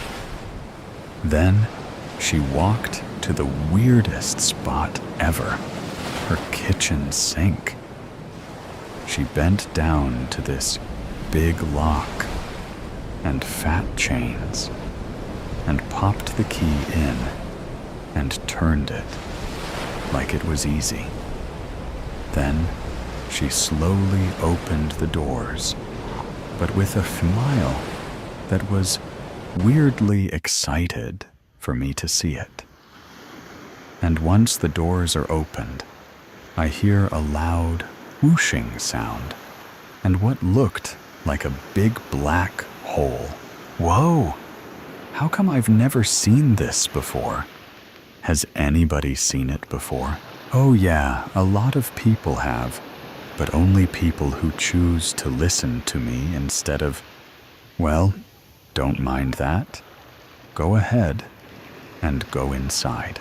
But where does it go? It won't hurt, will it?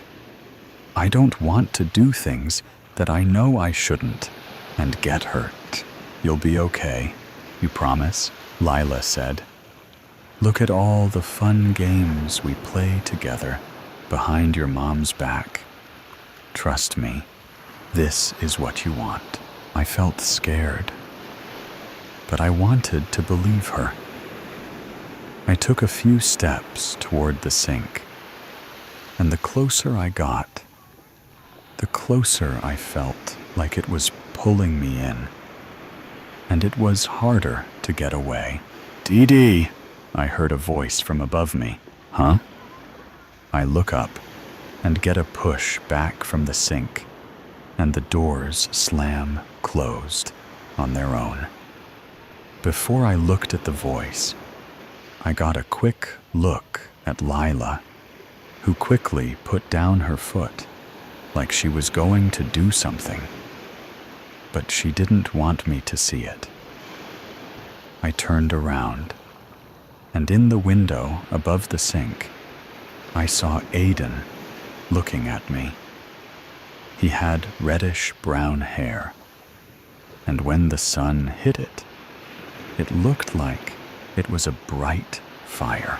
He said with a worried face, "Why are you here? I warned you not to come here." "Oh, we were just having a little fun. You'll get hurt." Before I could say anything, he looked over to Lila and said, "What are you doing?" "Exploring. Why do you have to ruin the fun?" he answered. "You are a stranger." "A stranger? Me and Dee Dee are best friends, better friends than you. Clearly, she makes more time for me than you. Besides, how long have you known her for?" "Since she was baptized." Lila seemed really mad at his answer. I didn't know what to say. I didn't want to hurt Aiden's feelings, but I really wanted to have fun. When I looked at Aiden again, he already looked like he was sad because of what she said. And I was scared that what she said was true. I didn't want it to be. I glance over to the big, old clock on the wall and realize that my mom would be home any minute. I look at them both and say, "I have to get home." Aiden told me, "Maybe you should tell your mom about this." I shook my head and said, "No, she would get so mad at me." Aiden didn't seem to like that I said that, but said, "Your choice. Dee Dee, your choice." Then he walked away from the window. I ran home as fast as I could. And thankfully, I got there just in time. I don't think my mom knew at all where I had been. I just acted normal, and we enjoyed dinner together. She even asked, So how was school today, honey? I heard you had a hard time on the test. I knew I could have done better, but I felt so sleepy. And I think it was from not telling Mom about Lila and keeping it a secret made me tired and not think well. It was decimals, I told her. She put her fork down and said, "But you're so good at decimals." She looked confused and said, "Dee Dee, you seem to be having a hard time in school lately. Not just with the test, but with things you know, and know really well." I felt warm. I had to come up with something without telling my secret. I've been doing extra homework, so I stay up late and get sleepy. She didn't seem to like that very much. "Listen, Dee Dee, I want you to be doing your homework when you get home from school, not late in the night. You need your sleep, and you should have plenty of time after school to do it, right?" The whole time she talked, I kept thinking about Lila's kitchen sink. What was under there? Where did it go? Was it really as bad as Aiden made it out to be? "Dee Dee, Dee Dee." My mom snapped me out of my thinking.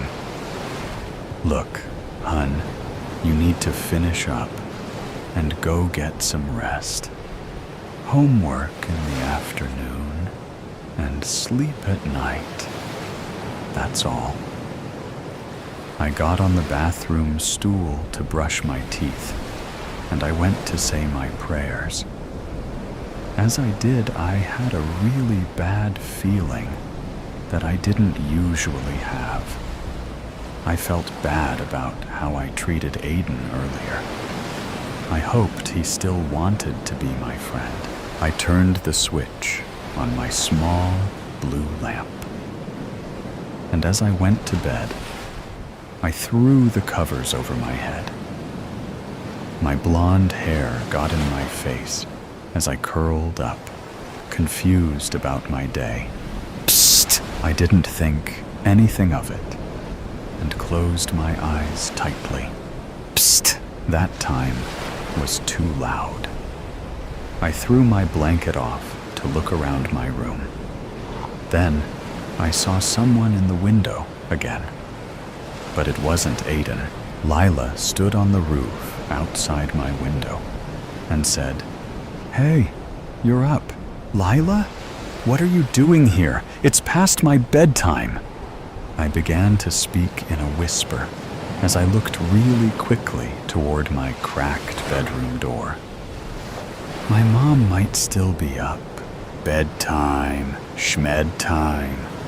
It doesn't matter as long as you don't get caught. Don't you want to see that portal? But Aiden said not to. Lila rolled her eyes and said, "Aiden isn't saying that because he is worried. Aiden just doesn't want you to have any fun."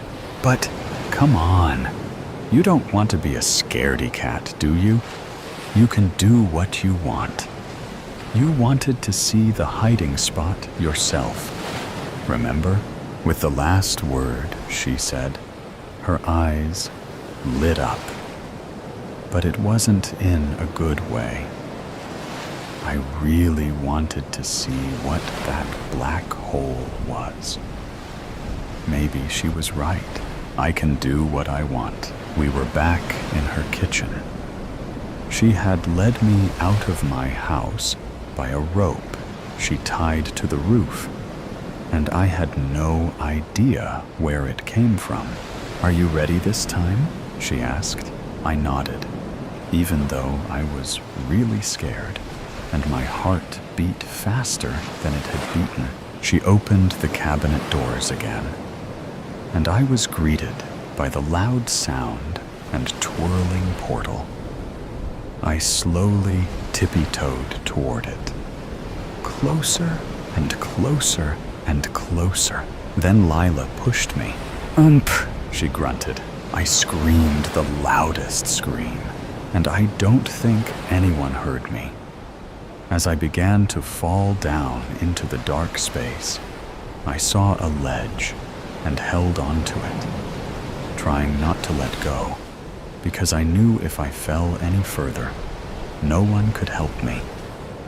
I turned around, and the last thing I saw was Lila.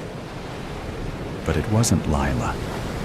She had turned into a nasty creature with horns and a long tongue, and her eyes did the same thing they did when she came to get me from my house. That's what happens when you mess around where you shouldn't while passing on. And she closed the cabinet. I screamed and screamed and screamed, but it just echoed at me. I yelled for someone to help me, but no one was there. I should have listened to Aiden. I yelled again, now crying loudly. I should have listened. The last thing I could think of was to say a prayer. I knew I felt guilt the last time I prayed, but I knew I still had to. I pulled down my nightcap with one hand, but quickly put my hand back on the ledge. Lord Jesus Christ, Son of God, have mercy on me, a sinner. Slam! The cabinets swung open, and there I saw what looked like an angel. Who are you? It's me, Aiden, but you don't look like... Then it made sense. He acted older. He knew me since I was baptized, and he was always trying to keep me safe. You're my guardian angel? One hand slipped, and I was holding on by one hand. Take my hand, and I can help you. I struggled to pull my hand up. I pulled and pulled, and finally, I slapped mine into his, and he pulled me out within the blink of an eye. And again, the cabinet slammed shut. He grabbed me to help me brace for the impact as we hit the floor. I gasped and slowly got up, feeling like I was just beaten up. What just happened? Where is Lila? What did she mean by passing on? Dee Dee, you saw. Lila isn't a human girl. She's a demon, and she went back where she belongs. And I am your guardian angel assigned to you. I've been trying to keep you safe. You almost died. You are knocked out at the moment, and soon you will wake up. I thought my next question would be, how did I die? But he answered before I could ask. The first time you came towards the portal, you were near a nest of spiders, poisonous ones. And because you had disobeyed, and how close he had become to Lila, you put yourself in a very dangerous position. But I pulled you away. This time around, one bit you, and it was almost enough to kill you. But thank the Lord you prayed when you did, before it was too late. Or we'd be in a different situation. I thought about it. If I had passed, it would have been 3 days, and then it would have been the toll houses. And I certainly wasn't ready for them yet. I was shocked. But this is all happening, right? How about hide and seek? What happened with that? It still happened, but you were the only one who could see Lila and me as well. But the portal itself exists, but not in the way you thought may have at first. I stood there, and sat back down. What do I do now? What I've told you to do is be honest and listen to those who are trying to protect you. We stopped talking for a minute. I needed to take a moment to think about what happened. We both looked at the moon, and my last question was, when will I wake up? Just keep looking up, he said. Your mom will come to find you here safe. And will I see you again? He looked at me and smiled and said, just continue to live as you should. I will always be here to protect you. Lessons from my shadow dreams. It was storming. The sky a slab of slate with swollen thunderclouds crowding its expanse, each nudging for room. A wicked, unrelenting wind whipped chestnut hair into my eyes and mouth. Pulling it out of my face, I looked at the desolation surrounding me. Empty air met me in every direction. I don't know where I am, I realize, as the panic starts to set in, and my breathing turns shallow and rapid. On my hands and knees, kneeling on what appears to be sand made from stardust, I take a calming breath and rise until I'm standing. What is this place? Where am I? The last thing I remember is going to bed, my lids shutting to the lavender of my walls as I slowly drifted off to sleep. Not knowing what else to do, I started walking, and that's when the voices began and the shadows formed. At first, it was small. It was subtle. A whisper here, a mutter there, voices that got louder as I trudged on.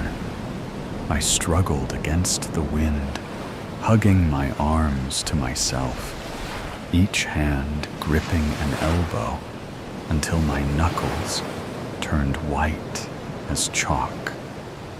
As I walked, the black, star-lit sand at my feet began to rise with the wind, forming shadowy figures that strode alongside me, the overlapping voices tumbling from their open mouths. I watched in morbid fascination, my feet slowing as their dark forms became recognizable, their faces slowly morphing into a colorless version of the faces I know.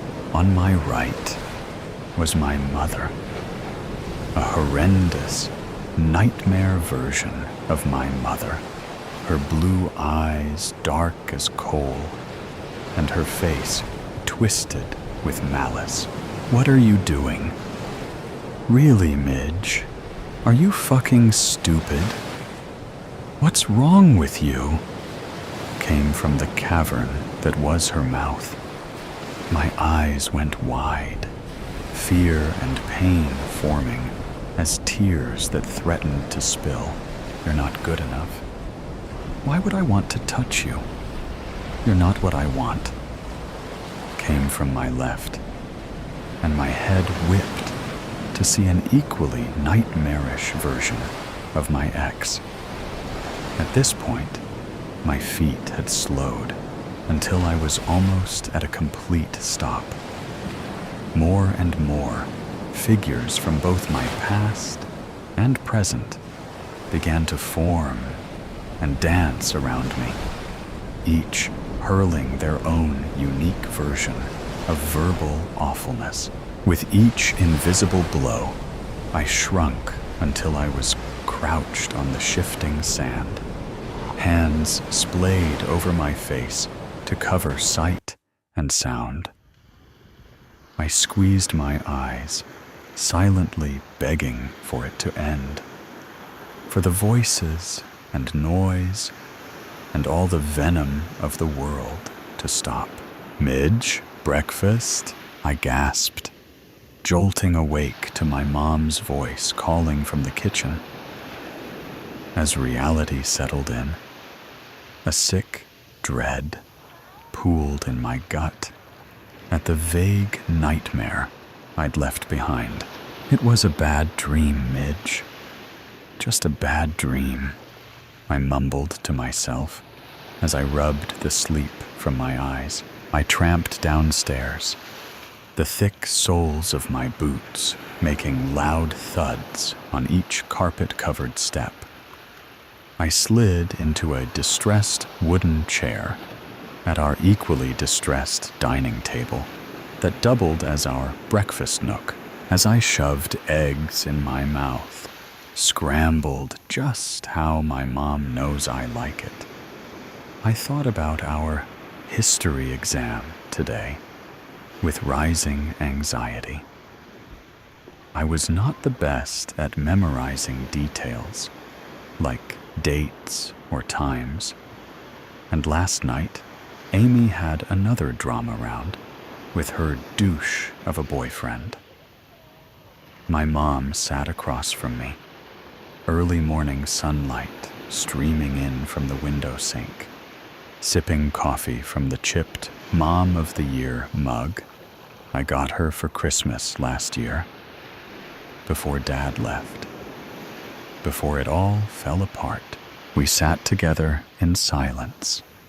She analyzed me over her mug as I finished off my butter-soaked toast.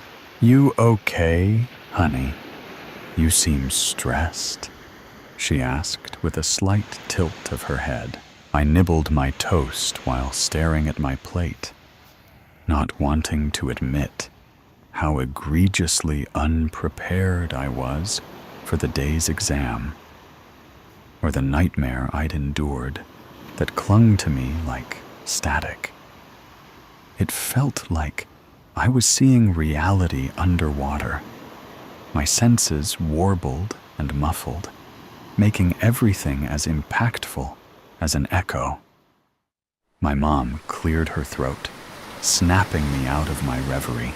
"Midge?" she asked, her gaze holding concern as lines formed between her dark brows. "I'm okay, just not as ready for my exam today as I'd like to be," I answered simply. The truth was, I wasn't ready at all for anything. My mom pursed her lips and narrowed her eyes, a clear sign she knew I was lying.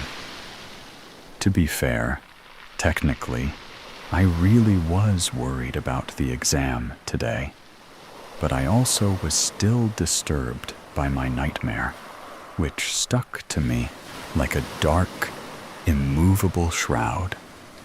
And it being my parents' divorce anniversary didn't exactly help. As if sensing my thoughts, my mom's eyes darted to the calendar on our white linoleum fridge, absolutely covered with magnets and pamphlets or flyers. Instantly, her gaze softened when she recognized the date. "Hey, it's gonna be okay, baby. I know today will be hard, but you'll be okay.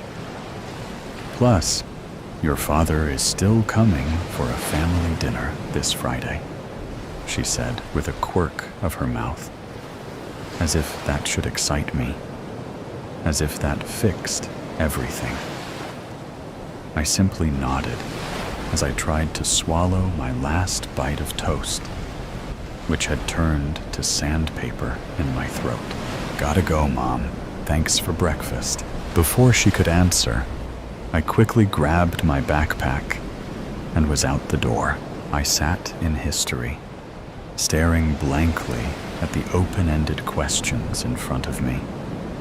Mr. Sikowitz sat at his desk in the front of the class, hunched over papers he was likely grading for a different set of students, his red pen lightly roving and marking with steadfast eyes.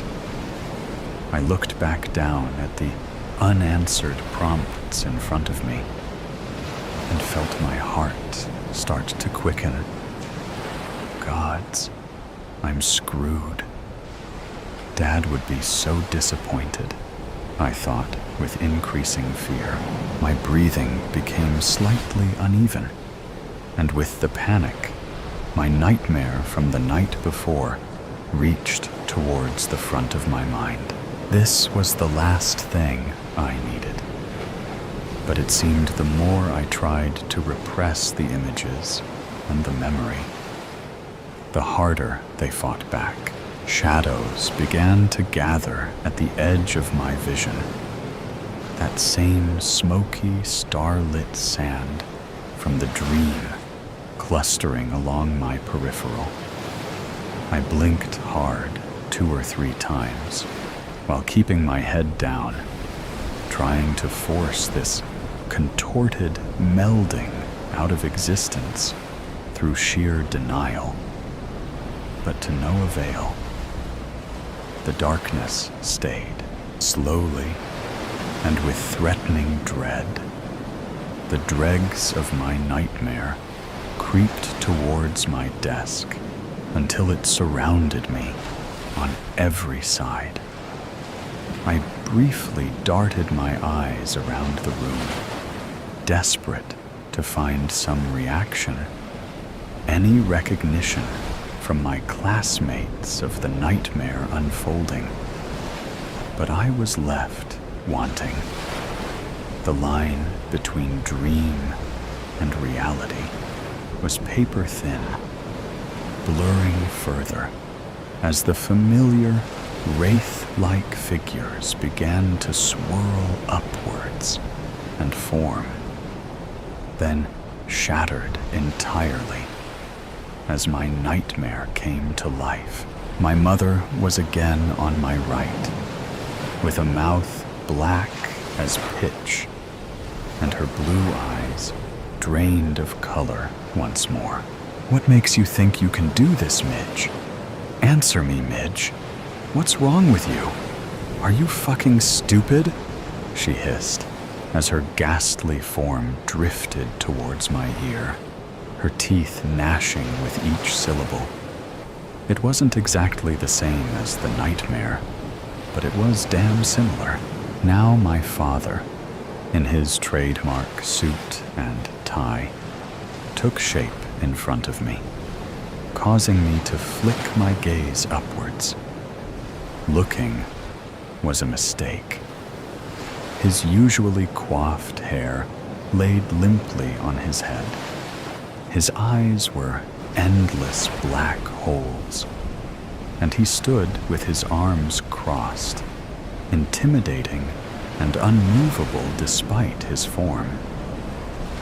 His slightly transparent clothes were rumpled and worn, which wasn't like him at all. And he looked at me with a face of disgust and hatred as I'd never known. At least, not from him. "Grow up, Midge. What's your problem? Why can't you just get this right?" he shouted, somehow slamming his not-so-solid hand on my desk, causing me to jump to my feet with a yelp, my chair making a loud crash as collateral. "Ms. Sloan, can I help you with something?" My head whipped over to Mr. Sikowitz, and just like that, as I met his dark brown eyes, the spell was broken. I looked around and realized that the echo of my nightmare had vanished, and all eyes were on me, as if deciding if they needed to grab the straitjacket now or later. I audibly swallowed. No, sorry, Mr. Sikowitz. I said, as I haphazardly righted my chair off the ground and sat while keeping my head and eyes firmly down, my dark hair creating a curtain on either side of my pallid face. The rest of the day passed in an anxiety-filled blur. At every turn and every corner, I looked for the shadows, waited for the starlit sand to reappear, and inch along the edge of my vision, anticipating the god-awful convergence of my nightmare and reality. But it never did. I stared out the bus window on the way home, watching the rain spatter the glass in large, heavy drops. "Hi, honey," my mom hollered from the kitchen when she heard me walk through the door, her voice warm and rich over the cold I felt in my bones, like a homespun blanket. Our house was a pretty open floor plan, with the kitchen slightly sectioned off, but having two large archways on either end of its L-shaped design. I watched her through this opening for a moment, trying to reconcile the nightmare version of her I saw at school with the flesh and blood in front of me.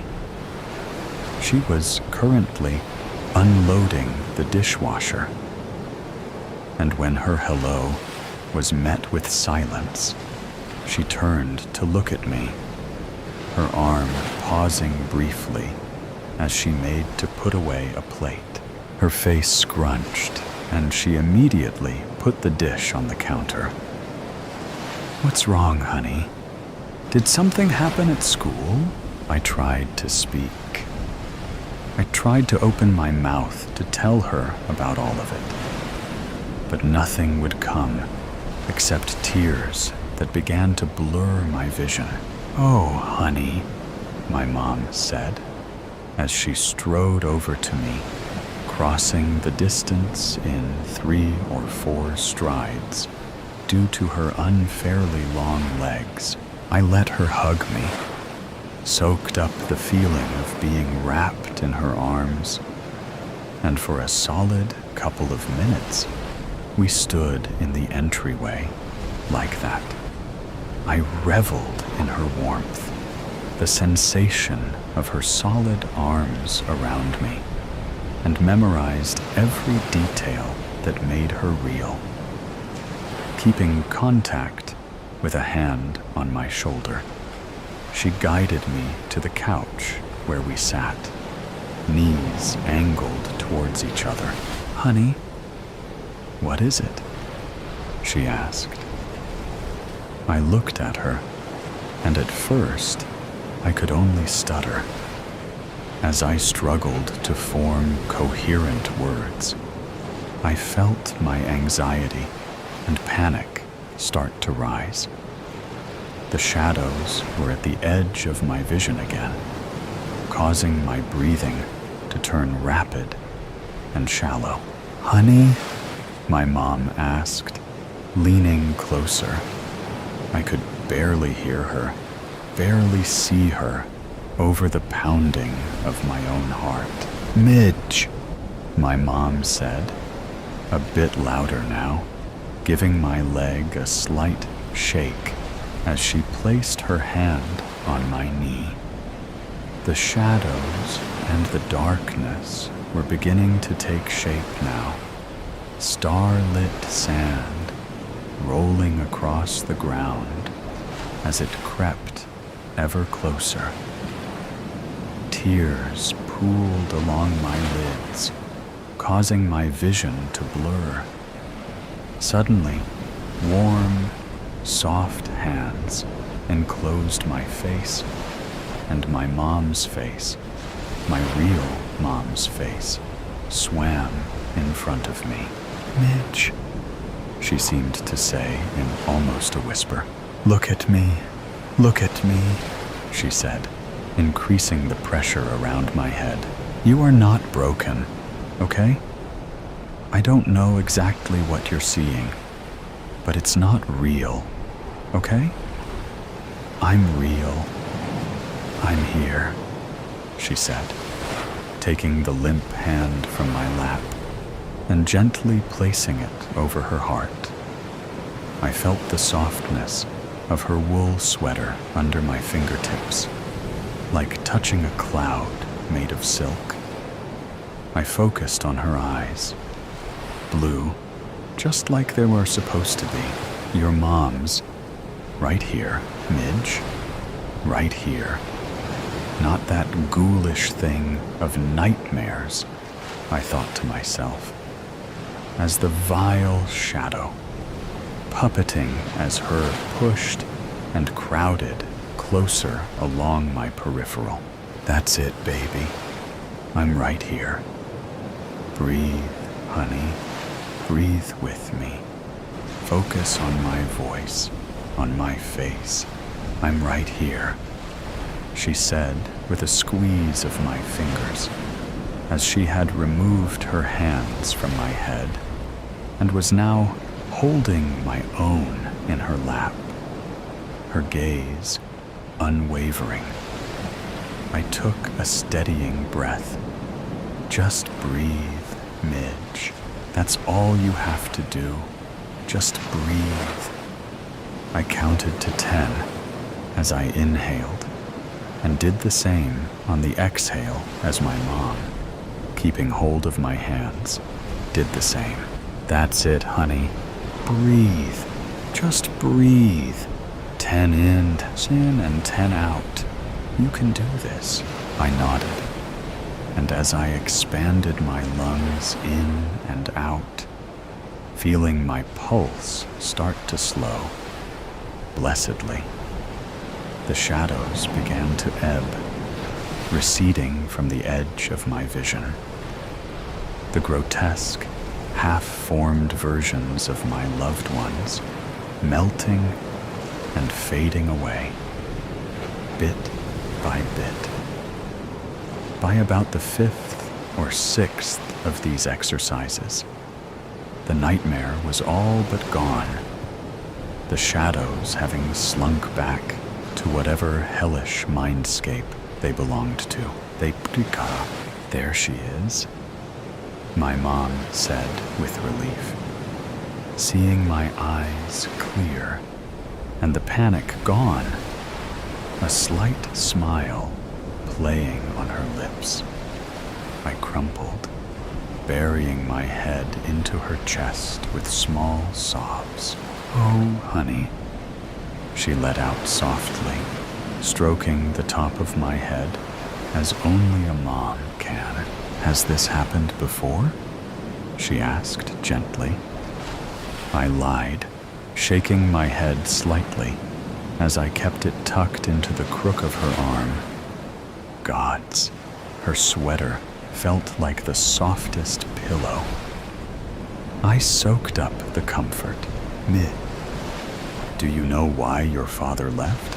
I whipped my head up, pushing out of her arms, taken aback by the subject change. Realizing I wasn't going to answer her, she continued, but her face took on a faraway look, as if trying to see through the smog of time to the not-so-distant past. Our family, both the men and the women, have always struggled to master themselves. We have the curse of extreme feeling, of intangible emotions strong enough to drown countries. And for some of us, that leaks into our dreams. And then, sometimes, those dreams, usually the darkest of nightmares, leak into our reality. She shifted her focus back to me and asked with a tilt of her head, "Do you understand what I'm saying, Midge?" "No, not really," I mumbled, swallowing and tucking a loose strand of hair behind my ear. My mom leaned forward, using her thumbs to wipe away my residual tears, and took my hands in hers. "Honey, what were you feeling? What did you see?" she asked, her blue eyes piercing. I don't know," I said, avoiding her gaze. "I was sitting in class, trying to take my test, and, well, I wasn't sure of some answers. And then I was thinking about Dad, and I panicked. Then the nightmare started. But no one else could see it, just me." At this, I raised my head to look at her with wide eyes, searching for answers or preparing for a straitjacket, whichever came first. My mom pursed her lips, seeming to debate how much she should or shouldn't say. I saw the moment she decided to bear all, clear as day.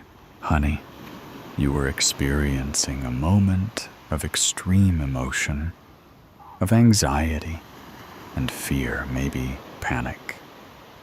And sometimes those things can make us forget who we are or even where we are.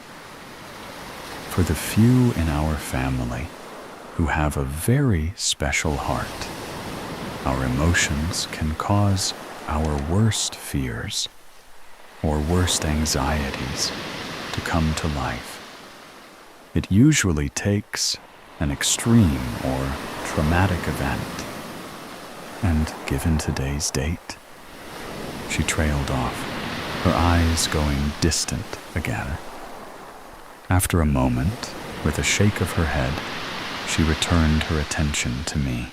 She made to speak, but I stopped her before she could get a word out.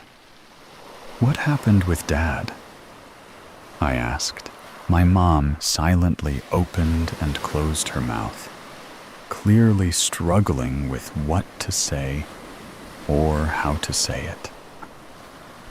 "When it happened to me while I was with your father, he thought I had gone half mad.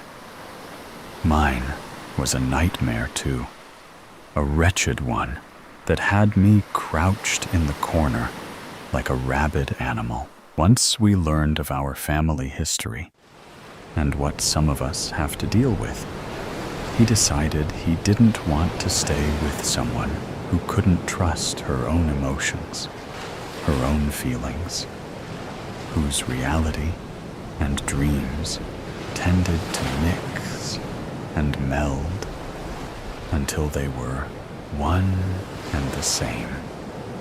My mom's voice got progressively softer as she spoke, until it was barely above a mere whisper. "I'm so sorry, Mom," I said, taking hold of her hands and squeezing her palms. "That's all right, sweetie," she responded with a grimace, tucking another strand of chocolate brown hair behind my ear. "You know why?" Her eyes twinkled mischievously. My brow scrunched as I tried to find anything good in what had so far transpired, or what I'd been told. "Because," my mom said, clearly seeing I was coming up empty, "it's not just the bad dreams our hearts can bring to life." She smiled, placing a hand upon my cheek, rubbing small circles against my skin with her thumb. "It's the good ones, too. Goodbye, Mary. It's funny how I spent my whole life forming relationships, working, trying to be a good person, and building something out of nothing to feel safe, secure, and happy. It's even funnier how it all went away in a matter of few days. A few days that rocked my world, ruined all my foundations, and forced me to take steps I would never imagine to have to take. My black boots slightly sink in the mud, and I swear at myself that I chose this specific day for such an unimportant matter. Didn't the weather predictions say it will rain all night? Maybe. I haven't paid much attention to things so trivial. I fix my black coat, seeing it has lifted slightly in the corner, and feel a cold breeze wash over my bare legs. I should have worn leggings or at least tights, but I couldn't find any black ones. And surely I should not be wearing any other color to the funeral. It's hardly a funeral, though. I am the only person here watching the freshly dug ground and the sun reflecting stone gravestone. Marianne Robinson, the grave says.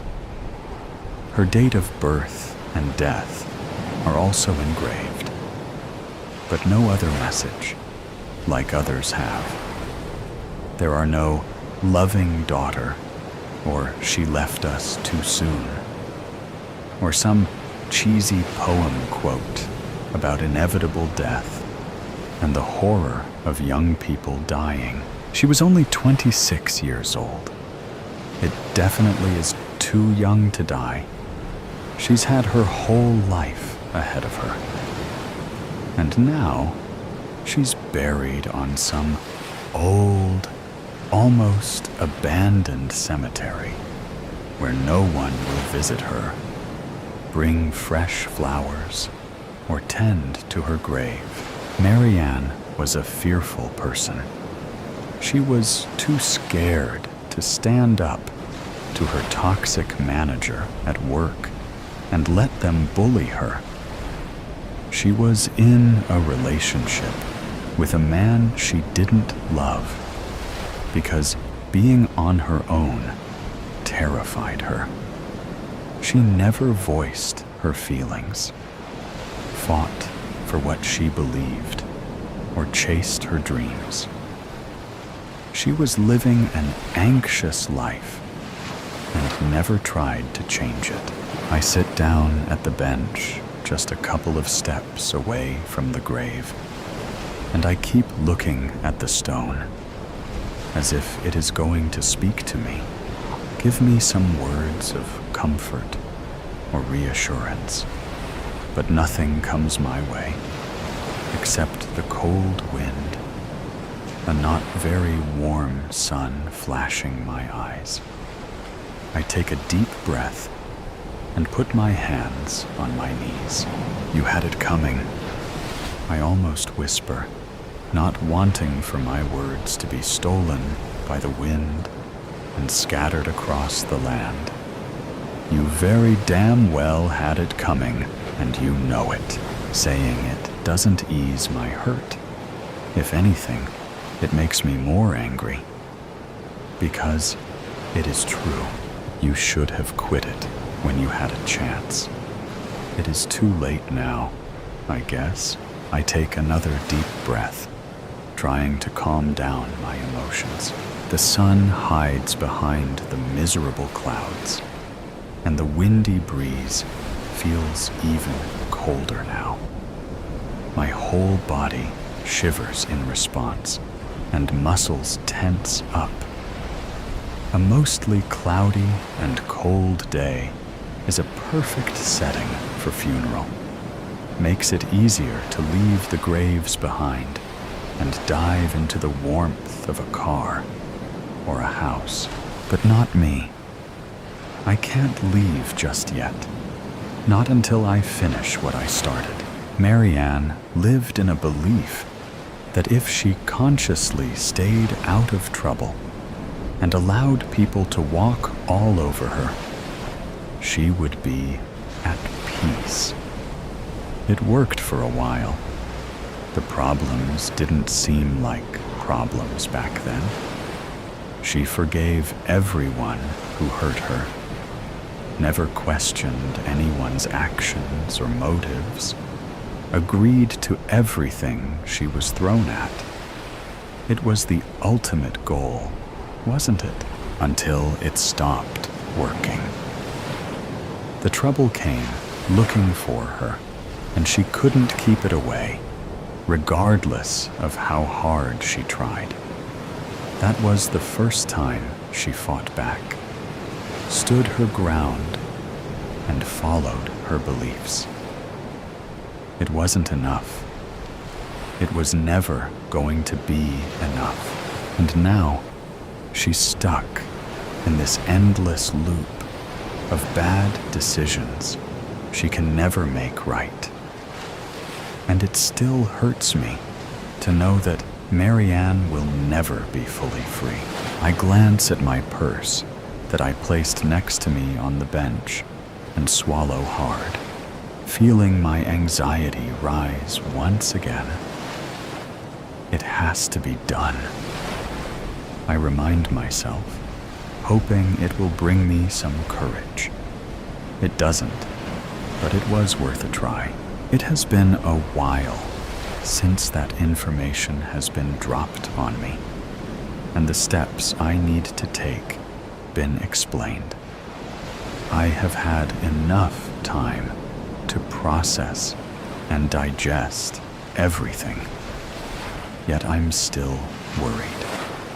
It is an incredibly serious situation, and I cannot predict how this will affect me in the future. Yet I have no choice. The worst thing has already happened. Now, I just have to keep covering my tracks to stay hidden, stay a shadow that no one can catch. And killing Marianne Robinson was the first step. I reach for my bag, take out her passport, and a small, handheld shovel. The top corner of the passport is already snipped off, as per the instructions from the government received when I registered Mary's death. The next steps seem easy to make, but yet feel the hardest. They feel final, as if killing someone is not final enough. Reluctantly, I open the passport and look at the photo. I used to look so mediocre back then, with my uneven fringe, refusal to wear any makeup, official and modest clothes. I didn't even smile for that picture. Apparently, it was the rules.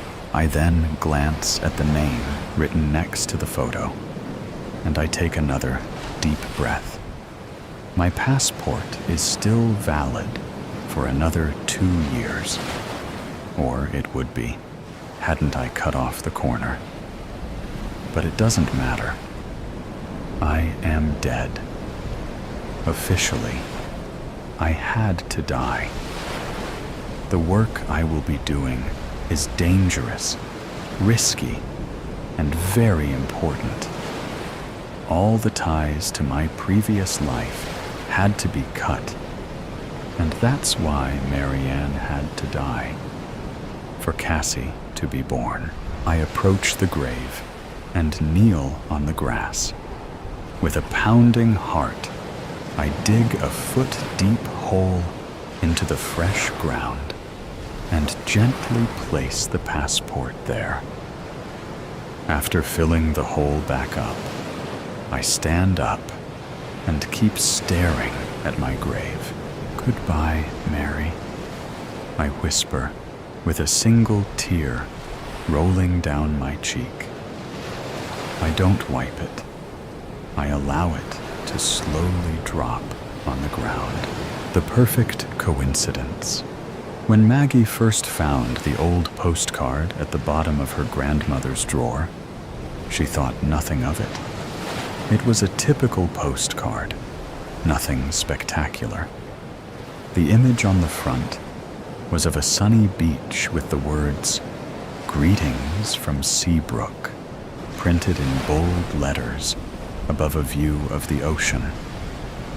But the back was what made Maggie freeze.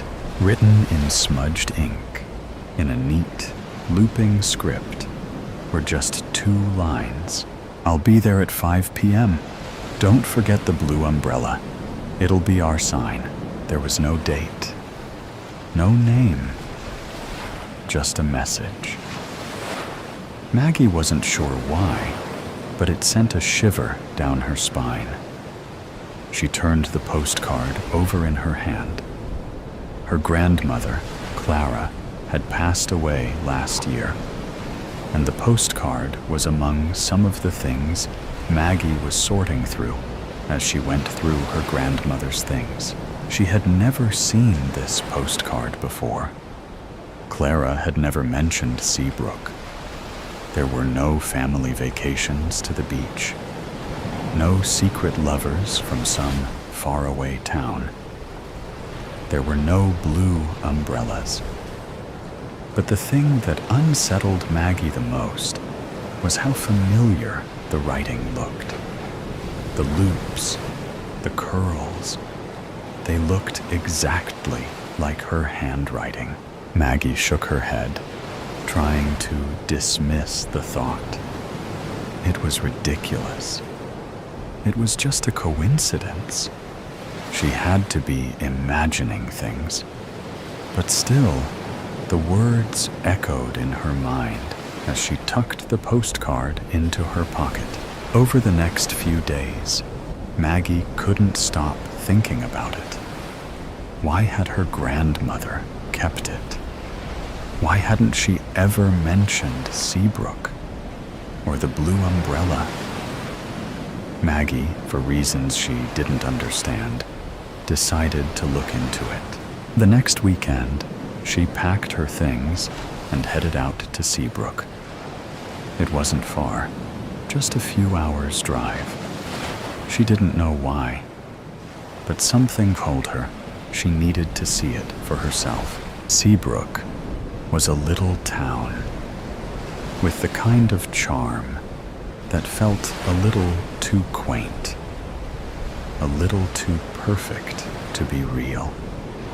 As Maggie drove through the small streets, she started to feel like she was in a movie.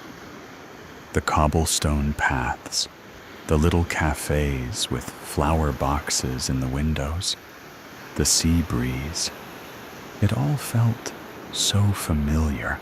She found a small inn to stay in, an old white house with a wraparound porch. The lady at the front desk greeted her with a warm smile, as if she had been expecting her. "First time in Seabrook?" she asked. Maggie nodded. "Yes, just for the weekend." "You'll love it here," the lady said. "The best spot is down by the beach. If you're looking for something to do, the pier's just a short walk. It's beautiful at sunset." Maggie smiled politely, but she wasn't here for the tourist attractions. She was here for something else. That evening, as the sun began to set, Maggie walked down toward the beach. The breeze was cool on her face, and the sand felt soft beneath her feet. She had no idea where she was going, but somehow she felt like the postcard was leading her, like she was following an invisible trail her grandmother had left behind, even though Clara had never told her to come. She walked along the shore, the sound of the waves crashing in the distance. And then Out of the corner of her eye, she saw it. A small blue umbrella, positioned right by the water, almost as if it had been waiting for her. Maggie stopped in her tracks. Her heart raced as she stared at the umbrella. It was a little worn, the fabric faded, but it was unmistakably blue, exactly like the one in the postcard. She approached slowly. There was no one else around, just the umbrella, the sound of the waves, and a growing sense of anticipation. As she reached the umbrella, she saw a bench nearby, old and weathered, its paint chipped from years of saltwater exposure. But what caught her eye next was the piece of paper resting on the bench. It was folded neatly, like a letter with a small, familiar scrawl on the front. Maggie, open me. Her hand trembled as she unfolded the paper. It wasn't a letter, though. It was another postcard, identical to the one she had found in her grandmother's drawer. The same beach, the same seabrook at the top. But this time, the words were different. I'm here, just like I promised. Meet me where the ocean touches the sand.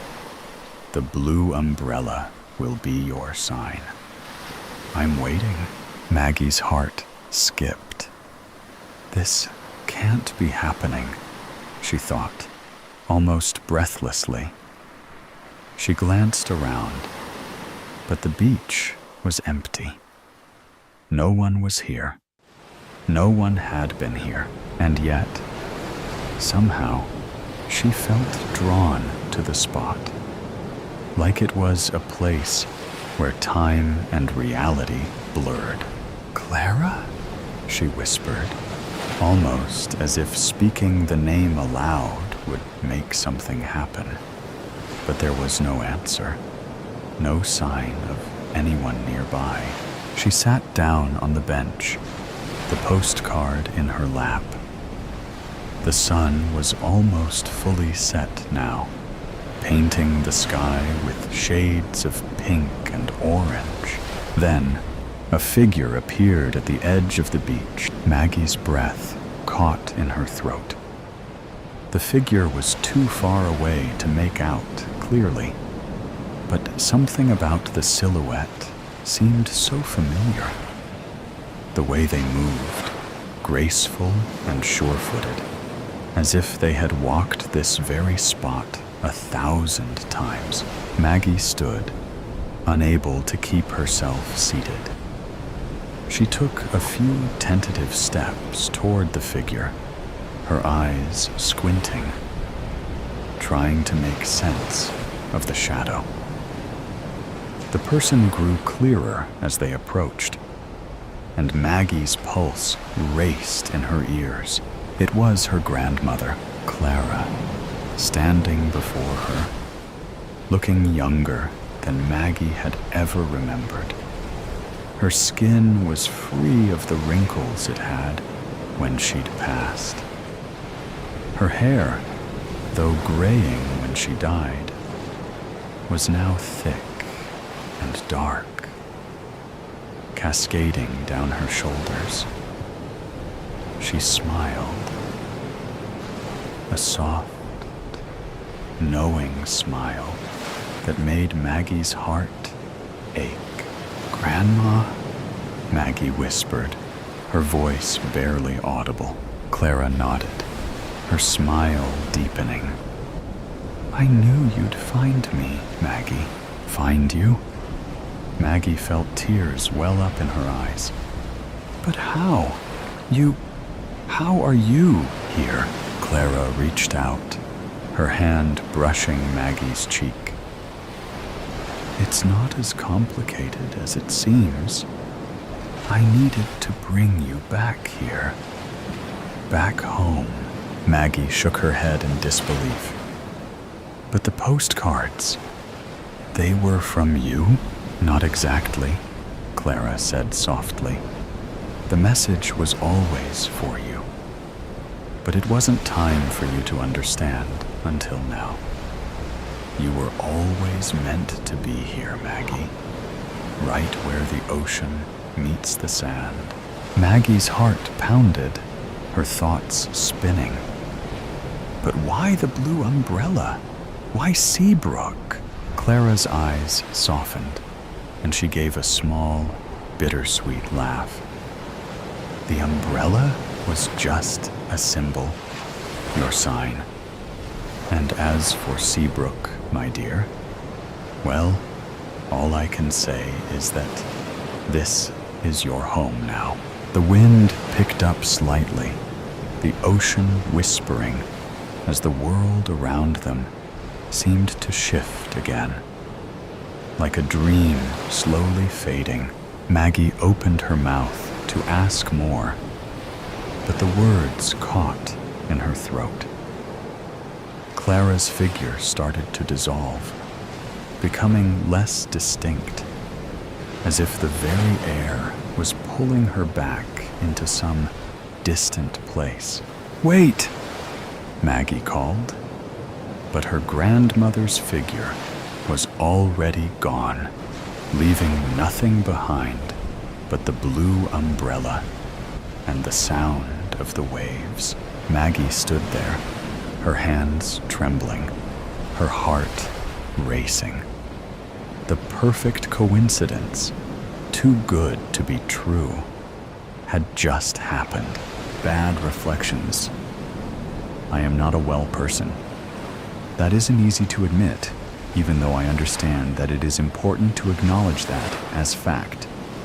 I am convinced that it all started the night of the storm.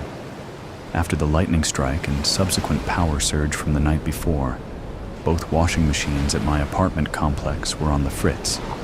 It was a minor miracle that we had lost power for only a few minutes, and thank God my expensive surge suppressors did their job. As a combined freelance writer/web designer, I rely heavily on my computers for my livelihood, and imagining even one of them electrically fried just makes my cringe.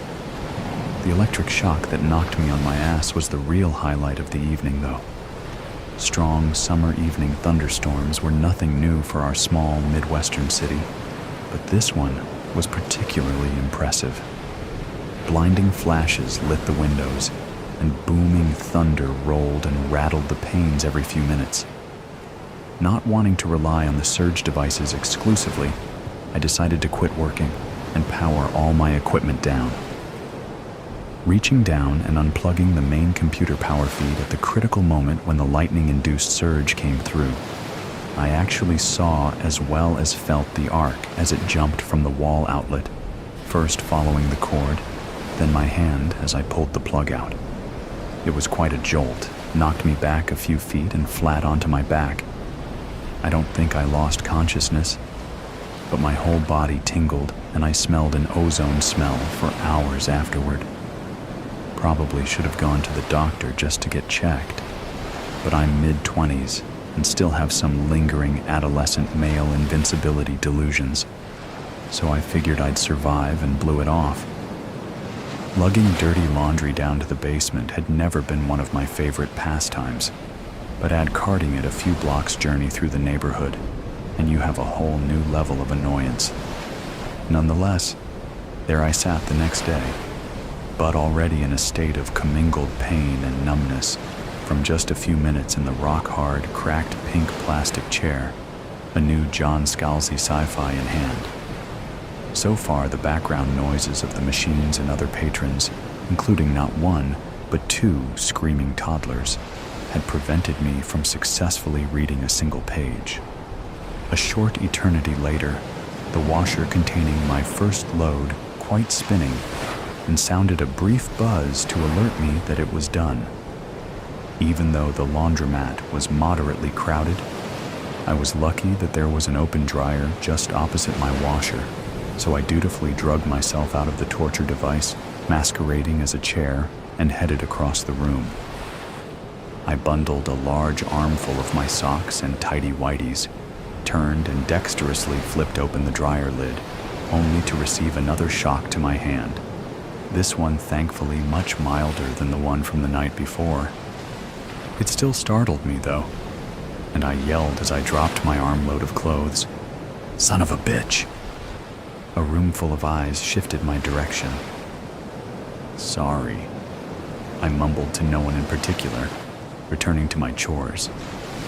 After finishing, I returned to my poor man's pink throne, determined to blot out all distractions and read. 5 minutes later, I was vegetating, staring aimlessly about the laundromat. That was when I first saw it. A hole where no hole should be, reflected in the convex glass door of the ancient washing machine directly across the room from where I sat. I thought, at first, it was a smudge, or even a ding in the glass. Then I noticed the same anomaly replicated in the machine door on either side of this one. The more I examined it, the reflected dark spot, if that's what it was, seemed to float behind me, down near the floor. But when I turned to look, there was nothing. Over the next few hours, I washed and dried 3 loads, returning to watch the spot in between each. If I looked closely enough, I thought I could see it moving ever so slightly, sort of swirling and undulating. There was a hypnotic effect to it, so much so that the mother of one of the screaming kids had to poke me to let me know my last load was done. Finally finished, I stuffed my clothes into a couple pillowcases that were serving as laundry bags and staggered blurry-eyed from the building. Once outside, my head somewhat cleared, and interest in my recent temporary fixation began to wane. My focus turned instead to contemplate the work that I was now seriously behind on, thanks to the storm and extended laundry duties, as I headed for home. Walking up the steps to my building, momentarily fumbling for my keys, I caught sight of my reflection in one of the glass windows that outline the main doorway, and I froze. The spot, or whatever the damn thing actually was, had somehow followed me. I stared in confusion. It didn't seem possible, yet there it was unmistakably in the reflection, hovering in the same vicinity behind me and just above the ground, like it had appeared before. I spun my head around, and just like before, there was nothing to be seen behind me. Against my better judgment, I spun my attention back to examine the reflection in the window. The spot was indeed there, but it had changed. While I had been walking home, it had grown larger and had begun to emit flashes of light from its swirling center. Just a speck appearing here and there, briefly shining through before the undulating mass rolled and blotted it out again. And along with the reflection, there was now an accompanying sound, a faint tinkling, like a set of wind chimes, coming from the direction of the spot. Unlike chimes, though, that came and went randomly with the wind, these played a melodic tune. Their cadence captured my attention, the rhythm lulling me into a trance. I listened and I stared. For how long, I couldn't say. With some effort, I pulled my gaze away from the window and the spot, focusing down on my now clenched hands. The chimes cut off cleanly as the spot slipped from my peripheral vision. Fear replaced my confusion. I quickly unlocked the door and hurried inside, my heart pounding out a trip hammer beat. I needed to get to my apartment, but avoid anything reflective along the way. The elevator was out of the question, so I kept my head down and headed for the stairs. The stairway provided temporary safety, with its dingy concrete steps and unadorned walls. My apartment was on the 3rd floor. As I climbed, I began to inventory the hazards that still awaited me. Once inside my own door, there lurked a multitude of windows, pictures, and mirrors, both big and small. TVs, appliances, and even my computers, and all had to be avoided. I reached my door without incident and took a few moments to calm my nerves. As I waited, I couldn't help questioning the reality of what I thought had just happened. Was I really cowering outside my own door? In the hallway I had traversed countless times, afraid of seeing some malevolent object in anything reflective? I tried to tell myself that this was foolishness, akin to a kid afraid of the dark for no apparent reason other than it wasn't light. Or was there a better explanation? The shock during the storm. That had to be the cause, I reasoned. Maybe some brain damage, not much, but enough to make me see spots and floating objects that weren't really there, and hear things that weren't there either. Why not? I had not quite, but almost convinced myself that this could all be rationally explained. I still wasn't ready to raise my line of sight above floor level, but I entered the apartment much calmer than I had been only moments before. I thought about the little kid me again, afraid of the dark, and remembered walking through the house turning on all the lights, telling myself that even though I wasn't really afraid, the lights were just a harmless precaution. With that as my mindset, I retrieved a handful of towels and blankets and proceeded through my apartment, covertly covering anything reflective as I went. Collapsing at my desk, having covered my monitors with a sheet, I started theorizing how I could live like this until I could get to a doctor for help.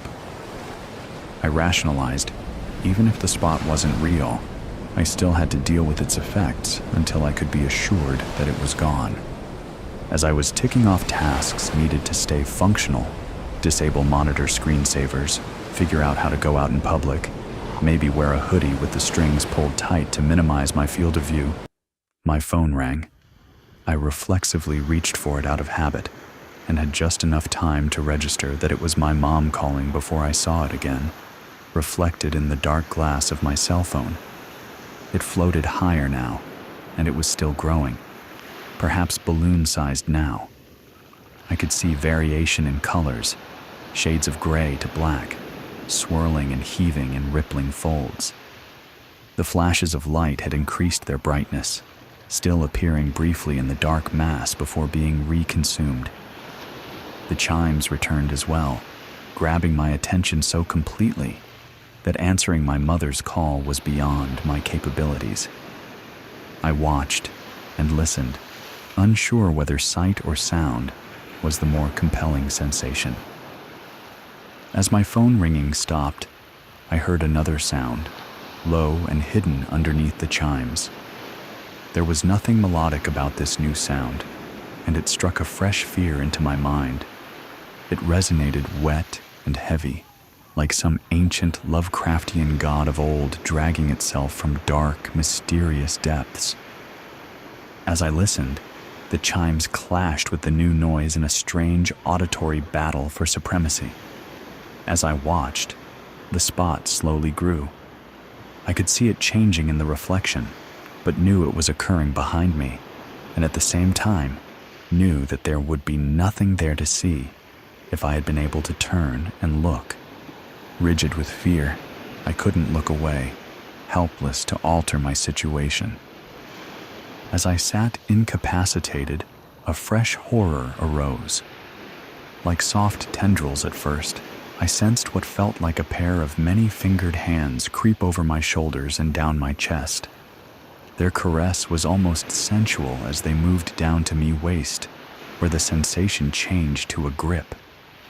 There was no real strength in the ghostly hands, but the feeling was inexplicably drawing me backward, back to where the spot awaited. Sensual became coaxing. Coaxing turned to seductive, then finally approached insistence. Unable to resist, I tried rolling myself backward as I sat in the desk chair. The chair casters did not turn smoothly against the carpet, or I might have succeeded in my retreat to God. Only knows what fate the spot had planned for me. As I flexed my legs to overcome the drag of the carpet, my loving yet meddlesome mother came to my rescue. I hadn't answered her previous call, and she hadn't left a message. Her routine in such situations was to wait 10 minutes and call again, using the time to compose an appropriately thoughtful yet guilt-inducing message to leave. The phone chirped loudly in my hand, enough to startle me and cause me to drop it. Luck being on my side for once in my life, it landed screen down. I pulled a slew of papers, coasters, and even a dirty plate off my desk, whatever was within reach, to cover it. The onslaught had ceased in a flash. I spent the rest of that night living like a blind man. I tied a shirt around my head for a blindfold and wore it constantly, not trusting myself to just keep my eyes closed. Somehow, with face recognition and Siri's help, I managed to call and check the hours for the urgent care facility a few blocks away, my plan being to arrive as the doors opened in the morning. After inexplicably getting a few hours sleep, mostly from exhaustion, and having neither eaten nor showered since the previous morning, I found myself contemplating just how best to navigate walking the 6 blocks to the doctor. I couldn't very well walk down the street blindfolded, so I had employed my hoodie idea. With the opening pulled down to just an unnerving few square inches, I ventured out. Other than sideswiping a garbage can and nearly colliding with a couple of emerging coffee shop patrons, my tunnel vision trek was proceeding without any serious issues until I needed to cross the main road.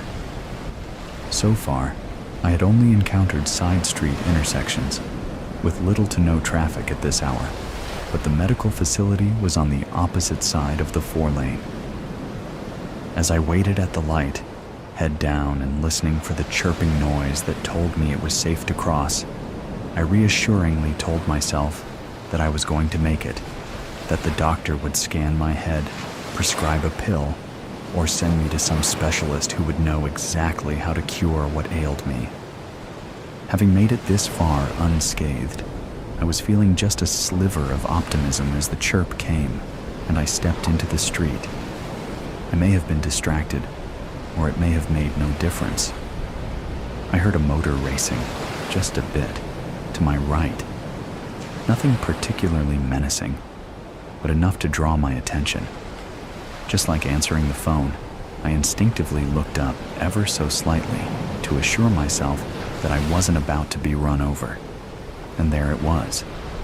A spotlessly clean storefront window, advertising the coming fall fashions. Spotless, that is, except for the spot I had been avoiding. The result was instantaneous.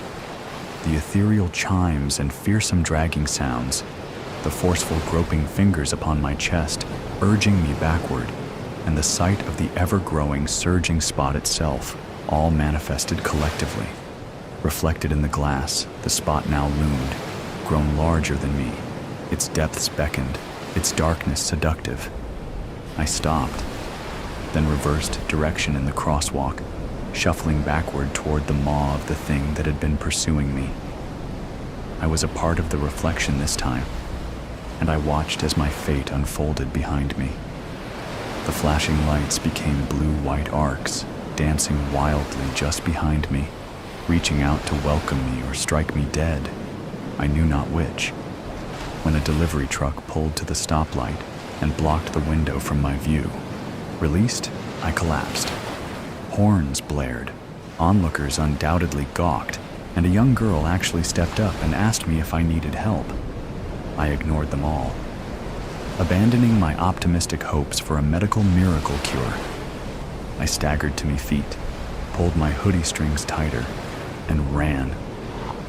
I desperately wanted to run away. But how can you run away from a reflection, from an entity that follows you always? So I ran towards something, or rather, somewhere. I ran blindly to the laundromat. It made no logical sense, but logic had been left far behind sometime yesterday. As I had laid awake last night, my mind had reeled through scenarios, causes, and plans for what had been happening. The doctor had remained as plan A. My plan B made no sense whatsoever, but it flowed forward like a lifeline as I ran. Miraculously, I arrived at the laundromat without being run over or seeing another reflection. The laundromat hadn't opened yet, but that wasn't going to deter me. I pried the painted metal top off a public trash can, and with my eyes closed, beat it against the front window until it shattered. I carefully crawled through and headed for the door in the rear of the building marked Employees Only. It was thankfully unlocked.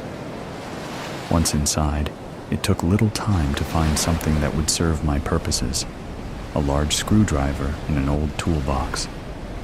Back in the laundromat was an array of electrical panels mounted on the back wall, variously marked high voltage, danger 220/208 volts, or just electrical hazard. I had noticed these while gazing idly about the room the day before. Without hesitating to think, I pried the door open on the largest of the panels, held the screwdriver by the metal blade to assure good contact, and jammed it across the incoming leads. And woke up here in the hospital in the psychiatric ward about 2 weeks ago. Guess you know the rest, Doc. I refused to open my eyes until anything reflective was removed from the room, the curtains drawn. Not sure what else I demanded, but I got sedated for it. I do remember. Under the care of your colleagues, though, I'm calmer and less prone to delusions. In just this short time, I've progressed to where I can actually look at myself in a mirror. I don't like to, but I can do it. Well, you do seem to have made incredible progress, Mr. Buchanan. Please, just Jerry. Okay, Jerry. And I did want to apologize again for you getting shuffled about here a bit. We seem to have quite the rash of absenteeism lately. I hope there isn't anything contagious being passed around. Oh, I'm sure you'll get to the bottom of it, Doc, I said, rising and extending my hand. I wanted to thank you and your team again for all you've done. As he reached out to shake my hand, he flinched his own. Oh, got a little shock from you, Jerry. Yeah, that happens. Probably just static, the ghost of old Jeb Brown. Childhood memories of walking home from school on Halloween Day. Cool breezes under overcast skies. The scratching of dried leaves on the pavement as the wind pushed them by. They crunched under my feet and made a swoosh, swoosh sound as I walked through them. When I got home, I raked them up into mounds and cannonballed into them with a splash like crunchy water. My old Labrador retriever with his gray face would find the energy to join in the fun, pouncing on top of me with a vivaciously wagging tail. The neighborhood was always decorated for fall. There was nothing creepy or scary at all. Hay bales and scarecrows peppered the subdivision along with the old, dried-up cornstalks. Every house had a jack-o'-lantern. We'd spread out old newspaper over the table to carve my pumpkin, cutting off the top. I'd scoop out the sticky fruit and separate the seeds. Mom would wash the seeds and salt them up before baking them in the oven while I cut out triangular eyes, a nose, and a goofy smile with only a few teeth. A candle was always placed in the center, giving the pumpkins a ghoulish glow. Homework was done with haste. A shower was taken early. Dinner was served before dark. My costume was never anything fancy. A plastic character's suit with a hard-to-see-through plastic mask that was held on by a thin rubber band. Yet, I was proud of my costume, excited to be for one night the character I chose, all ruined by an overly concerned mom who demanded I wear a jacket. The streetlights came on and the subdivision filled with kids accompanied by adults. There were vampires and princesses, robots and witches. Some costumes were homemade, some were store-bought, some were extravagant, and some were cheap. None of us kids cared. It was Operation Candy. My parents released me, like I was a hungry jackal looking for a carcass to feed from. Mom would always stay home to hand out the candy, while Dad double-timed it to keep up with me as I ran from house to house. The Fambros' house was always a good one. Their mom would dress up as a silly scarecrow, much like the one from The Wizard of Oz, and sit out on the front porch. She would ask us if we wanted a trick or a treat. If you answered trick, she would do cartwheels or sing and dance, something funny to entertain us kids. I'd pick trick just for a laugh. The Bedwells' home was my favorite. On their porch, they had a scarecrow they called Old Jeb Brown. It was made of denim overalls and a red and black plaid flannel shirt stuffed with straw, boots for feet, gloves for hands, and a jack-o'-lantern for the head. Inside the head, they put a speaker. Mr. Bedwell would sit on the couch inside and wait for trick-or-treaters to walk up and then scare them. Even though I knew it was coming, he always managed to scare me. They would always invite us in and tell us the story of Old Jeb Brown. Old Jeb once owned all the land the subdivision was built on. For many years, he lived a reclusive lifestyle on the edge of town. He rarely accepted visitors, and never when they were unannounced. He built a rickety barbed wire fence around his property and posted signs that read, "No trespassing. Violators will be shot on sight." He posted those about every 50 yards or so, according to the story. People, for the most part, took that warning seriously. However, every Halloween, there were those few who would bang on his door and yell trick or treat. Old Jeb would greet them at the door with a rifle in hand. People would go scurrying away. Jeb would always fire a warning shot to let them know to never come back.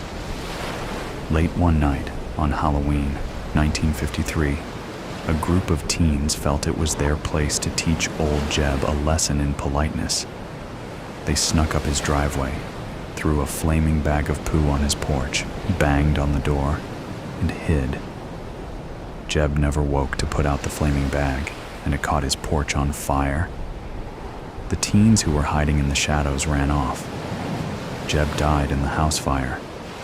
Mr. Bedwell went on to tell us that the following Halloween, those kids went missing, and that they weren't the only ones. There have been cases of missing teens on Halloween over the decades. He believes it was the ghost of Old Jeb Brown exacting revenge on bad kids on the anniversary of his death. As a young kid, the story did a good job of scaring me straight. But when I turned 13, it was just a bunch of malarkey. At that age, I hit a growth spurt and was too big to trick or treat. The little things like jumping in the leaves, carving jack-o'-lanterns, and the magic of autumn were lost on me. Frankly, I hated the season because it meant school was well underway. That year, Halloween fell on a Friday, and two of my friends stayed the night at my house. They told me there were other ways to have fun on Halloween than trick-or-treating. We waited until my parents went to bed. We grabbed toilet paper, all the eggs we had, and a couple ball bats. We snuck out of the house late that night. We found a neighbor's house with no lights on and threw toilet paper in their trees, covering it. We then egged their car using half the eggs we had. Then we destroyed their decorations and smashed their mailbox. A light came on in the house, and we took off running, dodging behind another house so we wouldn't get caught. We found it all exhilarating, laughing at our antics. We took a shortcut through the yards to the opposite street, Mr. Bedwell's street. My friends saw Old Jeb the Scarecrow and immediately wanted to ruin it. I told them I didn't want to mess with that house, that I knew the guy, but they didn't want to listen. They started with the toilet paper, just like the last place. Then they moved on to egging the front of his house. My one friend, Jimmy, grabbed a large landscaping stone from Mr. Bedwell's yard and threw it through his bay window. They turned to run, but Jimmy didn't get away. Old Jeb jumped up and grabbed him. Me and my other friend, Ricky, screamed in fright, but were not about to leave our friend. We started hitting the scarecrow with the bats, but the bats didn't faze it. By then, the lights were on in Mr. Bedwell's house. He was furious, but ran outside to help Jimmy. The scarecrow knocked Mr. Bedwell down and ran off with Jimmy. We chased old Jeb all the way to the graveyard. There, Jimmy started sinking into the ground, and the scarecrow fell into a limp pile of clothes and straw. We grabbed a hold of Jimmy and pulled with all our might, but something stronger was pulling him down. We screamed for him to hold on, but the dirt was rising up over his face. His hands slipped from our grasp, and he was gone. We didn't have time to mourn or dig. The scarecrow stood back up, alive, and stomped towards us with intent. We scrambled to our feet and ran, but not fast enough. Old Jeb caught Ricky and started dragging him down to the grave. I grabbed Ricky in a bear hug, hoping to keep him above the soil, but I started to sink as well. I let go of Ricky and climbed out. I looked at Ricky. I saw terror in his eyes, but I didn't know what to do. I didn't want to end up like him and Jimmy. I was scared, so I ran, and I didn't look back.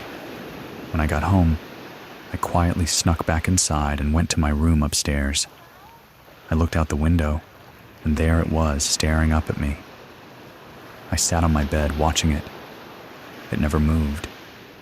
Not until the sun came up and it collapsed into a pile of straw and clothes again. 30 years later, and I still have to lock myself in my house every Halloween night. The ghost of old Jeb Brown sits outside and waits the request. Hear me, O Master, as we submit to your will for our meager and groveling desires. We beg and ask you to feel our souls as they bend and call to you, O Master, for your mercy and favor upon us now. We beg you to hear the thoughts of us all. Kevin, Robert, Dave with the beard, Dave without the beard, Steve and Stephen, Roger, and, yes, my little brother, Brian. We have brought ourselves to this place on this very cold and difficult day to ask you for your assistance, O Master.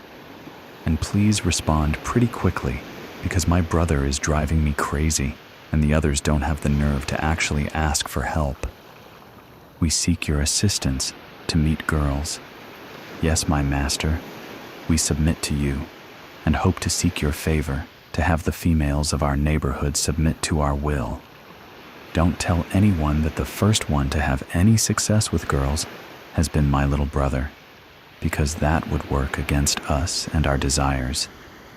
Besides, it was only one time when he got a kiss from someone in his class on a dare. She really did not like him, but he keeps talking about it. Don't tell anyone. Yes, I have been asked by Kevin and Dave with the beard to say that they do have girlfriends, but they are unhappy females who will not go to first base with them until they are actually serious about what the relationship is all about. No information has been shared to explain what that may actually mean. I suggested a ring, but Dave without a beard and Steve and Stephen think that this might be going too far for... Oh, Master, I have been told not to use their names. Brian wants me to put it into my supplication, and that this is not relevant if we do have your favor in these matters. From our deep study of the material, we know that you do show your touch upon those who are willing and aware to sacrifice what we love to gain your respect. I still think it would make more sense to use our full names, but some people are too frightened of your power to be that willing. So, we will instead make our offerings to you. We have brought you the following as our sacrifice to you: my watch, given to me as a gift for my 16th birthday and linked with the promise that this was one that my grandfather wore for many years and wanted me to have. I never wear it, but it is a potent sacrifice. Dave with the beard has offered you all of his comic books. He has been collecting them with Dave without a beard since he was merely a child. They are both willing to give it up now, and it has nothing to do with the information they have provided this evening about their move to a new place and their lack of space. They are also not related, although it seems sometimes that they could be brothers, despite the difference between hair color and attitudes toward life. I will continue. Kevin has a very nice guitar that he no longer plays, a Rickenbacker with 12 strings. I have offered to buy it from him at a reasonable rate. A discount should be considered, but he has chosen to carry it all this way and provide for you, O Master. Please accept his misguided offer. Seriously, I can play, and if he would just give me a chance, I could prove it. Steve and Stephen have. I must admit that they are family, not brothers, O Master, but cousins far removed from different parts of the family and living in the same neighborhood. Yes, it has caused some confusion among us, but also some amusement.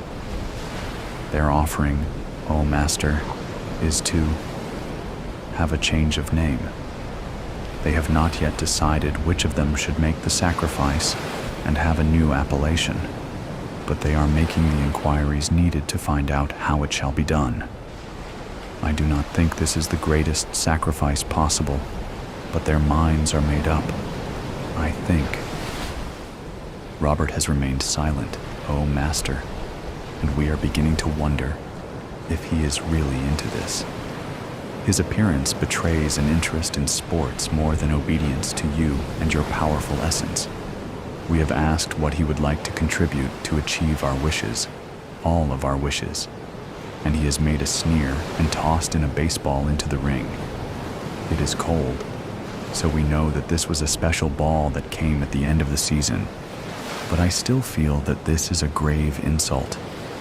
His response of "take it or leave it" is no reflection upon your majestic power, but please accept that this is coming solely from his arrogant soul and should be treated accordingly. Roger has brought his savings bonds. We told him that his sacrifice should not be so obvious, but he is adamant that they will mature soon, and that even those in your particular plane, O Master, should appreciate the money. So his offering is made, although I think that he may have other investments that are much more liquid that he is not willing to share with us. He just needs to trust us once. Finally, my little brother wants to sacrifice me. I feel that this would be quite pointless and silly. I also feel that I should inform our mother of this nonsense, but he has already threatened to expose our group to our parents, and I fear that I must allow him to do this. I would be honored to sacrifice myself, but I would like to be clear that this is done simply out of spite by him. The choice is yours. And seriously, O Master, don't listen to my little brother. He won't really appreciate all that can be offered to a lost soul. He's spoiled enough as it is. Here endeth our request. The captives. I have been a prisoner in this camp for more than 1 year. Many of us have died, mostly at the hands of our captors, but some from disease and trauma. Somehow I have survived, but it hasn't been easy. They beat us mercilessly today with leather straps. At least 4 men surrounded us and whipped us. They yelled at us, "Move, you stinking beasts!" They made us run into a wooden structure, then locked us in. I was afraid they would light the structure on fire with us locked inside. But whipping is not the worst. One of the men used a red-hot iron on one of us. I will never forget the screams of agony from that poor chap. It left him with horrible burns. He died soon after. I would estimate there are about 100 of us in this part of the camp. There is a big turnover, with new inmates showing up daily. About every 5 days, about 10 inmates disappear, and 10 new ones are brought in. We are given very simple food to eat, usually either a slurry of corn or a bucket of fetid mush. The captors often walk back and forth, laughing at us as we try to eat. Most of the time, we have to squeeze our heads through the bars on our cells in order to get to the food. The beatings and torture are bad, but there is something worse. Several female inmates came into the camp pregnant. When they gave birth, the men in charge immediately took the little one away, not even giving the mother a chance to see or bond with it.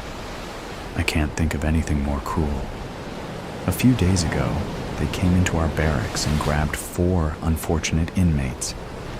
They used handheld electrified clubs and drove these 4 chaps out and into a separate building. We heard them screaming, but soon after that, there were 4 loud thuds, and then there was silence. One of our informants claims he witnessed the goings-on in there. He said he saw our compatriots hanging upside down by their legs, with their throats slit from one ear to the other. When word of this spread through the camp, there was a palpable wave of horror and panic.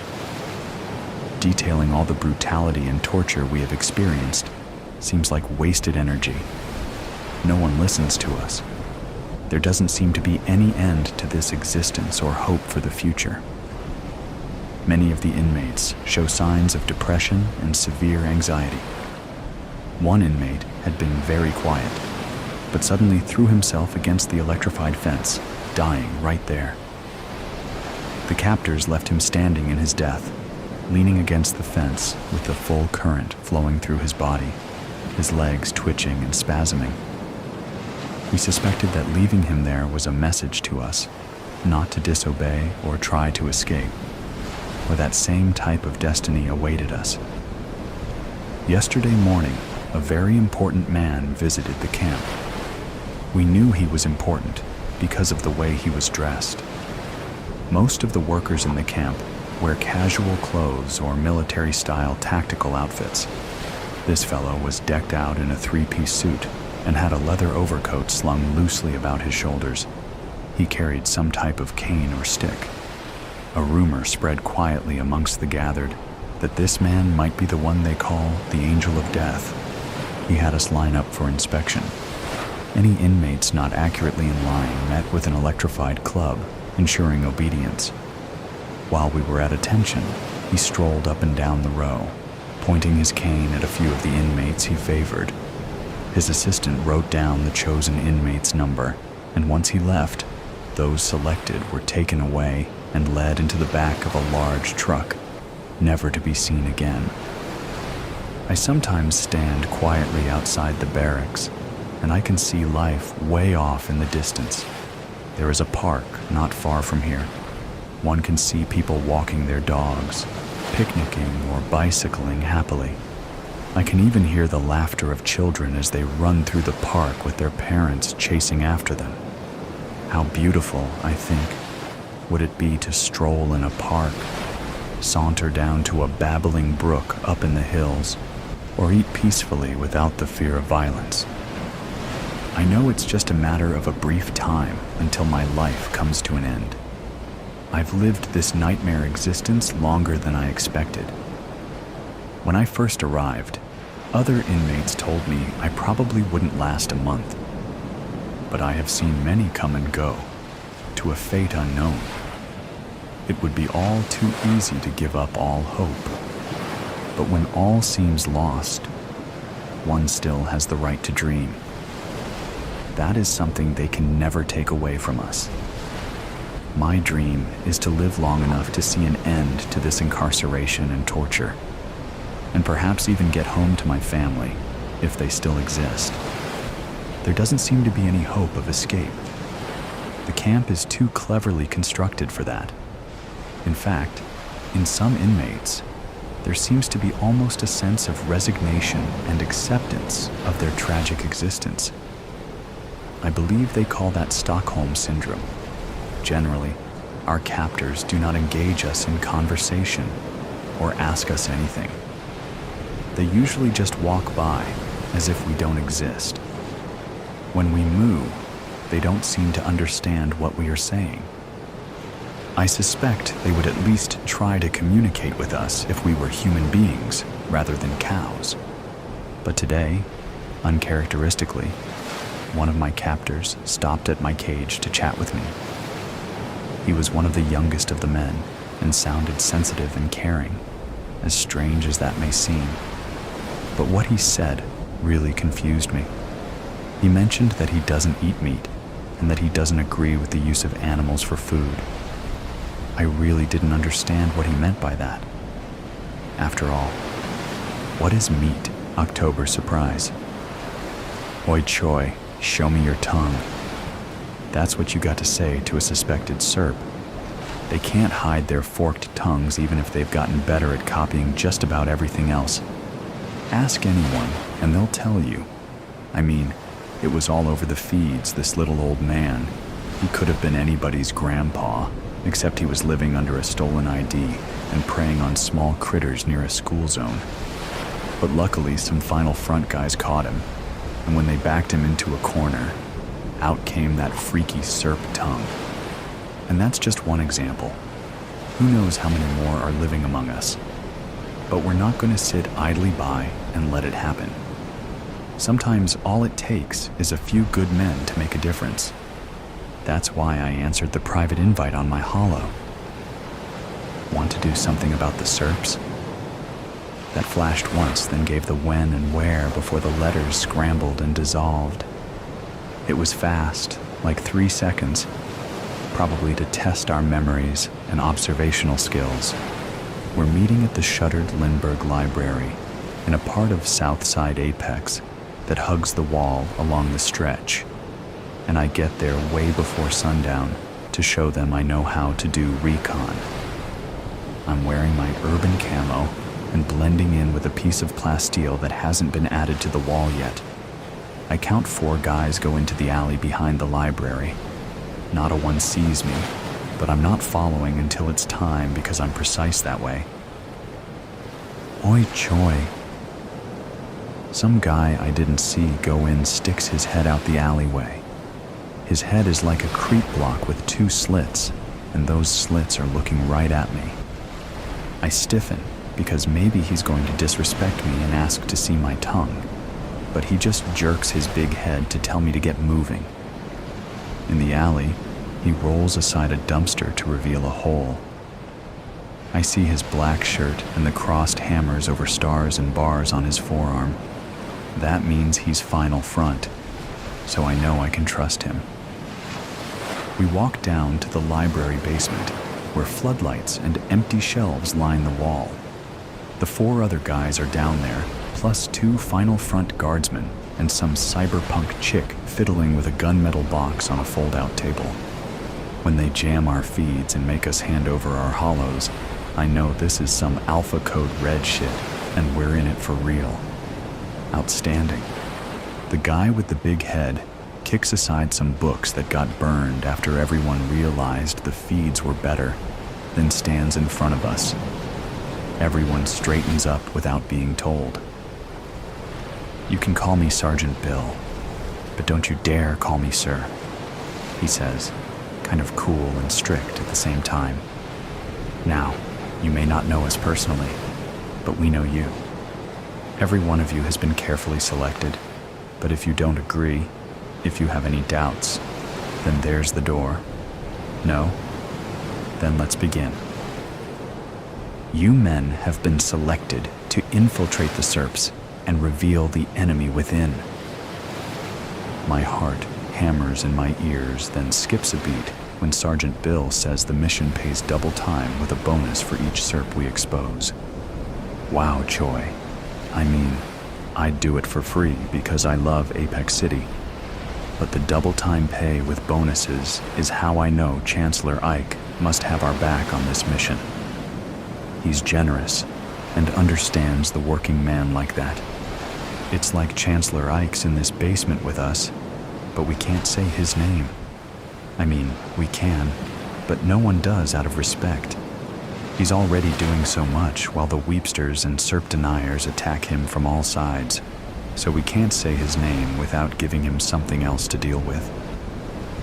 Now you might ask yourself, what about training? Sergeant Bill says, there'll be none of that. Training will give you away in this scenario. That makes sense.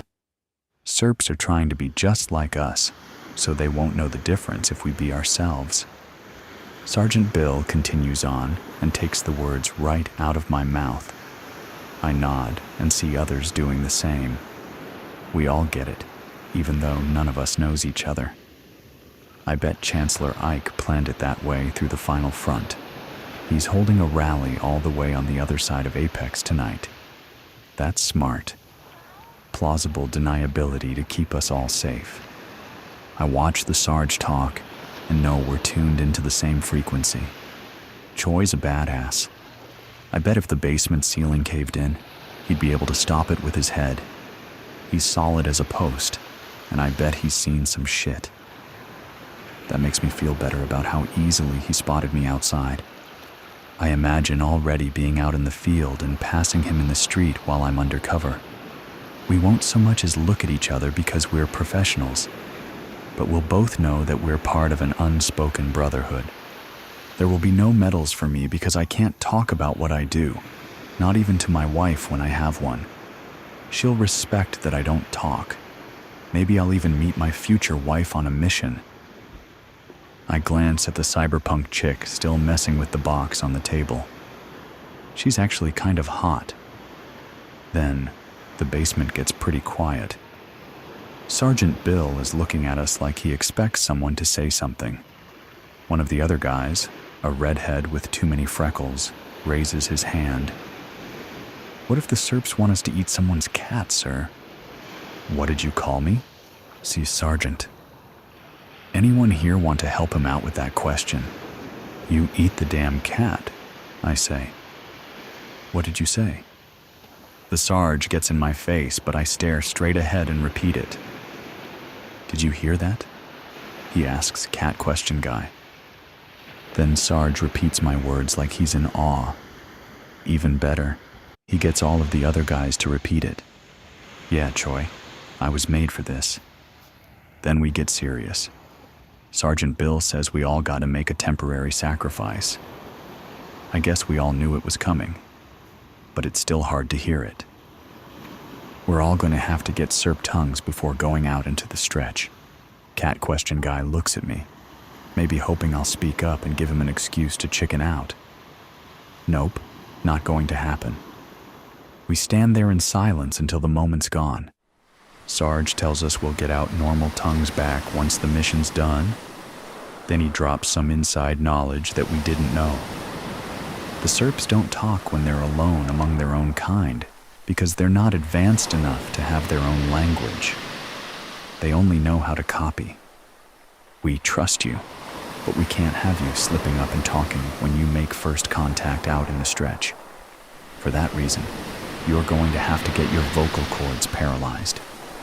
Sounds worse than it really is, and it's even more temporary than the tongue mods. No reversal needed. Now, if you go see that lovely lady over there, she'll get you sorted. Any volunteers? I double time it over to the cyberpunk chick because I don't want any of the other guys making a first impression before I do. She's wearing blackout contact lenses, so it's like I'm staring into her soul when she looks up at me. Hey, so it's really simple. You put your face in there. She rotates the gunmetal box my way. The top and side facing me are open, and the inside is white foam with a face-shaped hole. Then you stick your tongue in there. She points to a black hole that lines up with the mouth of the white face hole. There's something down there, something with metal legs. Having second thoughts? It only hurts for a second. It's nothing compared to this. She opens her mouth and shows me her tongue stud. I run my eyes over her metal, leather, and tattoos to let her know fear is the farthest thing from my mind right now. I don't know, Will I still be able to do this? I do the old 3-leaf clover tongue trick and let her get a good look while the other guys line up behind me. I stare into her designer eyes. Someone behind me coughs, but I keep staring until she gives a slow smile. Then I put my face in the box. She puts her hand on the back of my head and strokes my hair. We'll probably tell our kids about this moment. She's right. It's quick, more like a millisecond, an intense burst like a laser slicing my head down the middle. But then it's gone, and whatever's in that hole sprays something icy and soothing into my throat. Her hand stops stroking my hair, and I take my head out of the box. Another, heavier hand lands on my shoulder before I can get her hollow.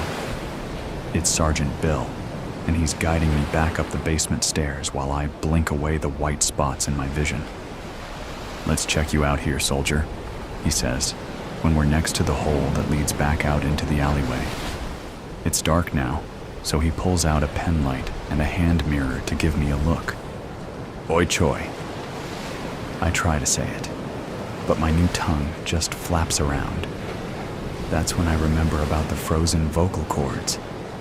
Sarge plays it cool and gives me a moment to fight down the panic. I take another look. There's not even a speck of blood, and a serp's tongue isn't like a snake's tongue. It's more like two smaller human tongues that can move in different directions. If I hold it still, I can barely tell the difference. Sarge is right. It'll be easy to reverse. I close my mouth and look at him. "Congratulations, you're first out in the field, but we have a special surprise before your stretch deployment. We couldn't tell you until you reached this stage, but you get to meet him. Tonight, Chancellor Ike." He doesn't have to say the name. As he gives me the details of how I'll get to the rally and what happens after, my eyes start to tear up. I clear my throat, but even that doesn't make a sound. "Hey, you know how to use one of these?" Sergeant Bill asks as I'm about to leave. He hands me something that feels light and solid at the same time. That's a ghost gun, undetectable and 3D printed to match the color of your skin. You get just the one shot, but you might need it if things go sideways with the serps. Keep it close. "All right, soldier, I'll leave you to it." He shakes my hand before going back to the basement. Even if I could talk, I wouldn't have the words. The risk Chancellor Ike is taking for us goes beyond words. He didn't have to, but he did, and he's letting me meet him with a loaded weapon on my person. That's what makes him great. His ability to completely trust someone in a world filled with lies. I take a steadying breath, then remind myself to breathe only through my nose from here on out to keep my serp tongue hidden. The cruiser is already waiting there in the alley, just like Sergeant Bill said it would be. Nothing fancy, but it hovers smoothly enough over the south side's cracked pavement, then picks up speed on the north side's shiny streets where the Weepster elites live in high-rises and pretend that serps aren't flooding our city with sacramine. The driver doesn't say a word or even look at me. He just hands me my rally ticket and lets me off a few blocks from the Apex arena. I show my VIP ticket, and the metal detector is quiet like me as I zip through security. At first, I'm a little paranoid about someone trying to start a conversation with me, but it's easy to just clap, nod, and smile with my mouth closed after Chancellor Ike comes out and starts talking. My seat's in row 9, close enough to the stage that I can hear his voice boom before the speakers farther back in the stadium amplify it. He looks even bigger in real life. He makes this packed stadium feel small. And it's not like I think he's a god. I know he's not perfect, and he'll be the first to say so. But that's why he's our last chance. He's not afraid to say what's on everyone's mind. Then, right in the middle of Chancellor Ike's story about how he made the Weepsters pay their fair share, someone 2 rows ahead of me stands up from his seat. It seems like the wrong time for a standing ovation. Plus, he's facing the wrong way. He climbs on his seat to put himself even higher over the seated crowd. That's when I see it's Cat Question Guy from the basement. One of his eyes is swollen shut, and the other eye is bugging out of his skull, searching the stadium for something behind me. I turn my head to look back and see others doing the same. Chancellor Ike can't help but notice. Sir? Sir, do you need assistance? Do you need someone to teach you how to sit? This guy. Look at this wacko. Are you lost? Seats are for sitting, sir.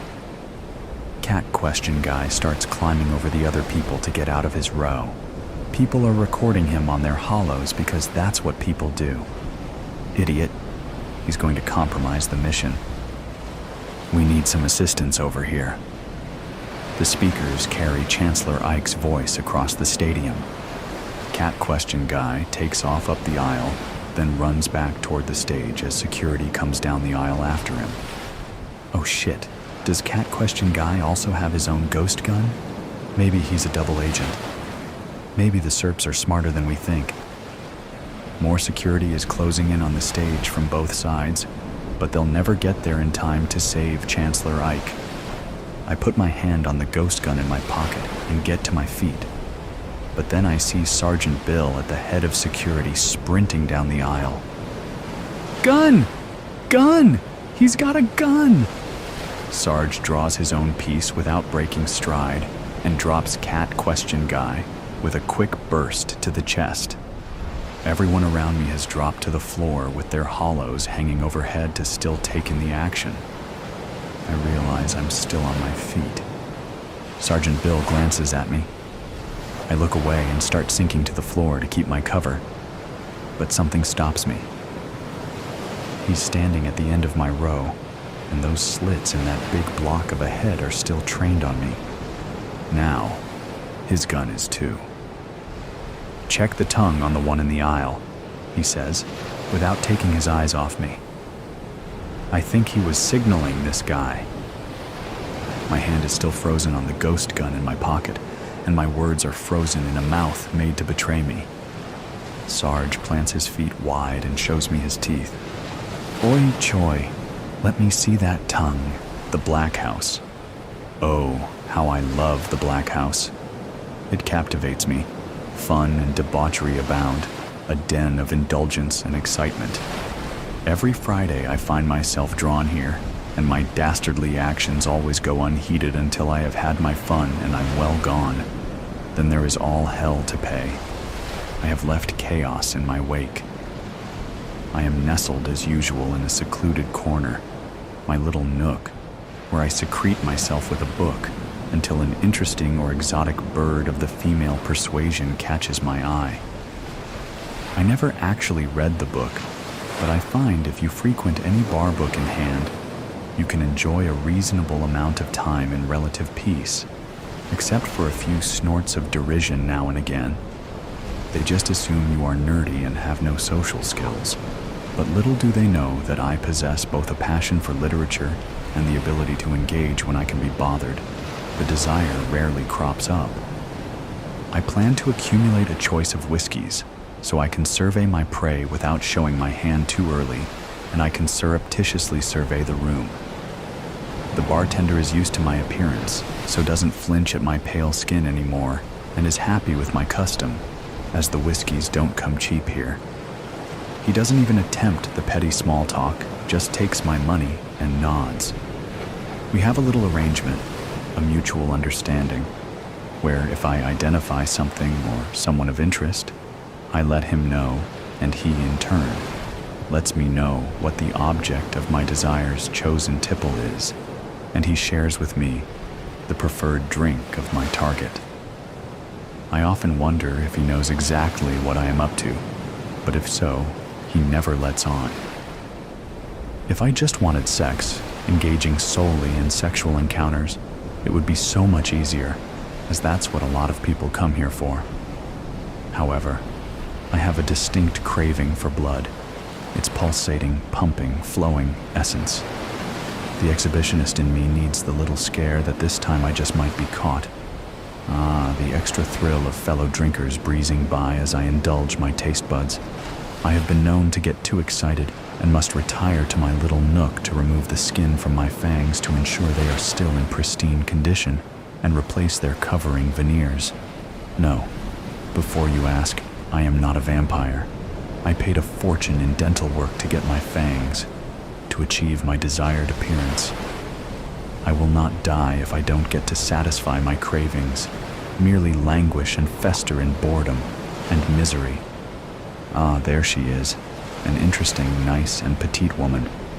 I used to believe that bigger women, big-boned girls, that their size would enhance flavor, make it meatier and tangier, but I was mistaken. All that excess fat and flavor only gets in the way of the pure delight of the blood. I tend not to waste my time, so I catch the bartender's attention to make sure he is aware of what she is drinking. How ironic that she's having a Bloody Mary, a drink I love. I gesture for the bartender to pour me a double Bloody Mary, and it's sent over. I pop in my little pill, and am ready to go. It simply makes them a bit drowsy. I'm not doing any harm, but they never have the will or energy after partaking to stop my suckling, ensuring they will not resist my advances. They'll explain away and rationalize any marks or cuts in the morning, thinking the sex got a wee bit energetic, and will be too ashamed to mention to anyone a one-night stand, or as I find it much nicer to say, a fleeting romance. She gracefully and gratefully accepts my offering, and together we retreat to my secluded spot.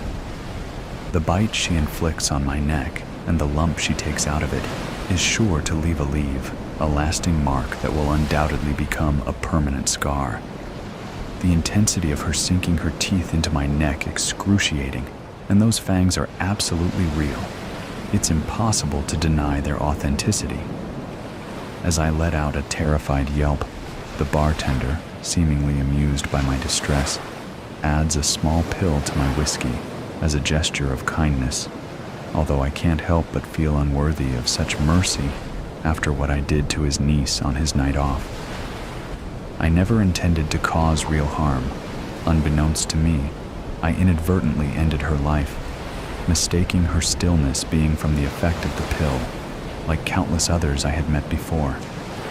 Now, her lifeless body lies in the cold, unforgiving, and unyielding morgue. The specter of revenge, as always, is on the menu and lingers, hanging heavily in the atmosphere and air of the black house. I can feel my inert and lifeless body being lifted and thrown onto a cart. I am fully aware that my ultimate fate lies within the morgue. I find myself positioned next to the bartender's niece, and apart from the marks and bruises on her neck, she retains a certain beauty. I almost feel like partaking of her juices again and indulging in her essence once more. However, I suspect that her vitality has long since faded, making my lifeless form incapable of deriving any pleasure from it. I had hoped that my assailant might leave me to wander the earth forever, more with real fangs this time. But not a chance. I wasn't that fortunate. She decided to finish me off and bring my existence to a permanent close. I find it perplexing that the bartender's niece, whose name I need to inquire about, is smiling at me, despite being in a similarly unfortunate situation, albeit appearing far more attractive. Are we destined to spend time in the afterlife together forevermore? I burst into laughter when I muster the courage to ask the question, and she responds, "Mary, my name is Mary, a wicked walk." Safety starts to feel like a myth when you're selling your body like it's a hanger for a clothing rack. This is me. Am I good enough for you? Are my legs thin enough? Or do they rub together too much when I walk? Do you like my eyes? My chin? Should I swing my hips or not? Do I have a boring face? An average body? I've even been told I was too pretty before. A pat on the hand, the way a child gets a bandage for a wound that nobody can see. Sorry, We're looking for uglier girls. You understand? No, I don't. The music is pumping in my ears so loudly, I can't even hear my own footsteps or see the runway when I step onto it. I can feel it under my stilettos. That's all I have to go off of. I can feel the back of my dress is completely unzipped until about 3 seconds before I'm out there, bathed in neon purple light. Everything is distorted. I keep my gaze forward and focus on my hips, on my hands, on my steps, one foot in front of the other. A camera flashes somewhere, and everything is white for a fraction of a second. I blink, but my face doesn't move. The shoes are too small for me. I can already feel a blister forming. The music is so loud I can feel the bass rumble through my feet, vibrating through my body as I watch the model in front of me almost roll her ankle as she poses at the end. In my head I'm laughing, but on the outside I am poised, though admittedly I'm looking forward to hearing her get chewed out. Better her than me. I pose at the end, feeling every vein in my body shooting blood toward my heart, toward my brain, in time with whatever effervescent K-pop track this happens to be. It's in those 3 seconds that I stand there in front of everyone that I feel myself breathe, exhale, and then I'm holding my breath again, all the way until I'm behind the curtain. Backstage, everyone is running around. Girls cluster with stylists and makeup artists, their tits out, wearing nothing but a nude thong. You get used to this after a while. I too am out of my dress in a matter of seconds, disembodied hands moving over my form so quickly I don't even see who they belong to. Could be anyone.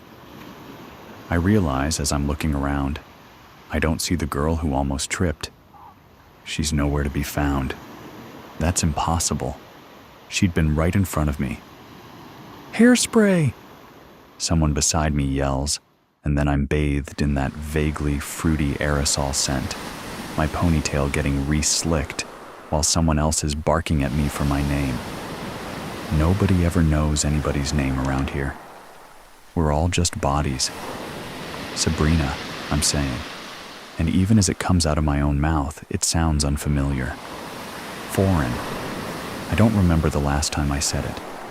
They usually just give you a number, throw you in a line. Sardines stuffed into a tin, wet and glittering and completely indistinguishable from one another. The man who was yelling for my name is now sifting through a rack of clothing, all covered with black garment bags. They're marked with our names. Someone beside the first man is picking off multiple hangers, his lips pursed. They all say Amber. I wonder idly if Amber is the one who tripped back there. The man carries off what would have been Amber's looks and tosses them into a garbage can. I furrow my brows gently. This was a more low-grade show, underground you might say. But I'd never seen anyone throw away a designer's pieces over a shitty runway walk. I don't have any more time to think about this before they're shoving me up onto the runway again, a new pair of ill-fitting shoes on me. I hadn't even realized someone had changed them. I walk, now in a pair of shorts and a crop top. All the designs are white, pristine looking. In the club lights they have going, we all sparkle like mirages of snow in a desert.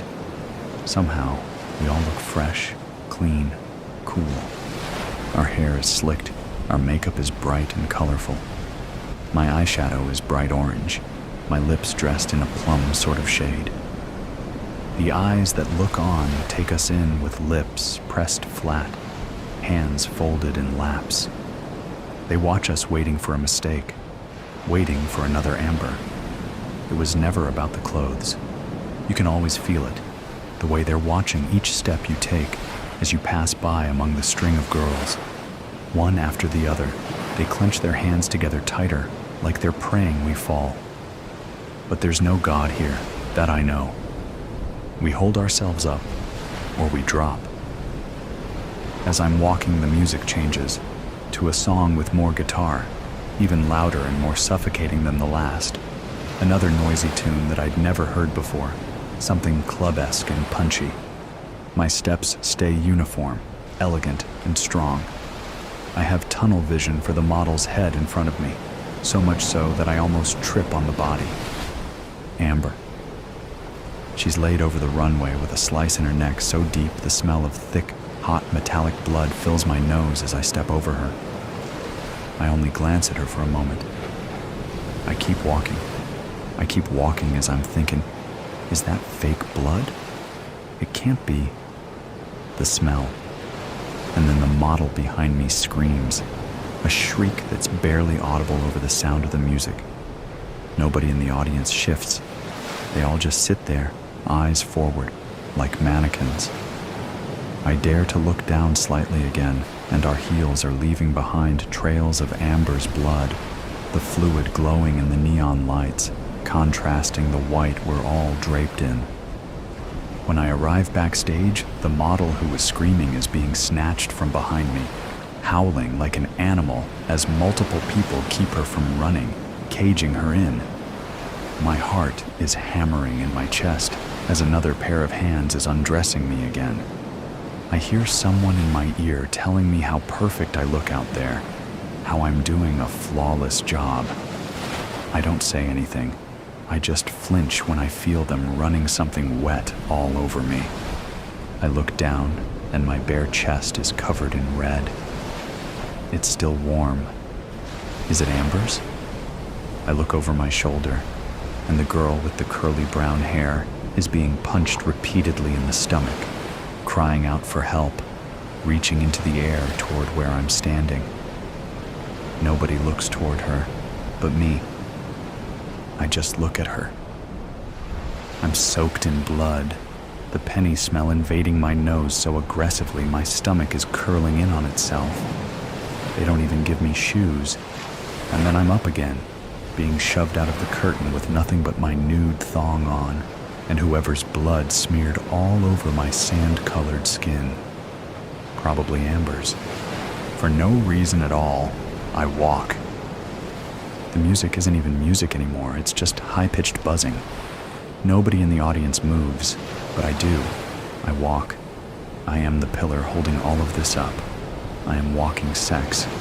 I am red and beige and blonde. This is me. Am I hot enough yet? The blood is so hot. Do I look strong enough? Are my hips swaying properly? How are my eyes, my lips, my neck? Tell me I'm perfect. Nobody in the audience looks at Amber's body. Neither do I. Am I ugly enough yet? Yes. I walk, displaying her sacrifice on my skin, showing everyone what her sweat and tears couldn't keep inside her body. My steps get more and more confident as I step into the puddle again, the balls of my feet sticking to the runway as I leave new prints of red behind me.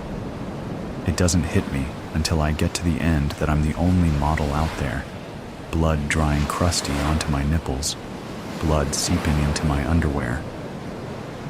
When I pause at the end of the runway, there's another fluttering of camera flashes, much more explosive than before.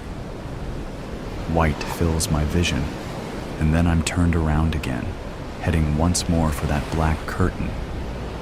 The ringing in my ears is so loud. This is what they were waiting for. When I step behind the fabric, everyone backstage is facing me, as if they were waiting for me to finish. And then they clap, smiling superficially at me as I stand there, blood dripping down my thighs. The girl with the curly brown hair lays there against the wall with her ribs bashed in, her skull spilling out a red and gray mush that looks like discarded Jell-O salad.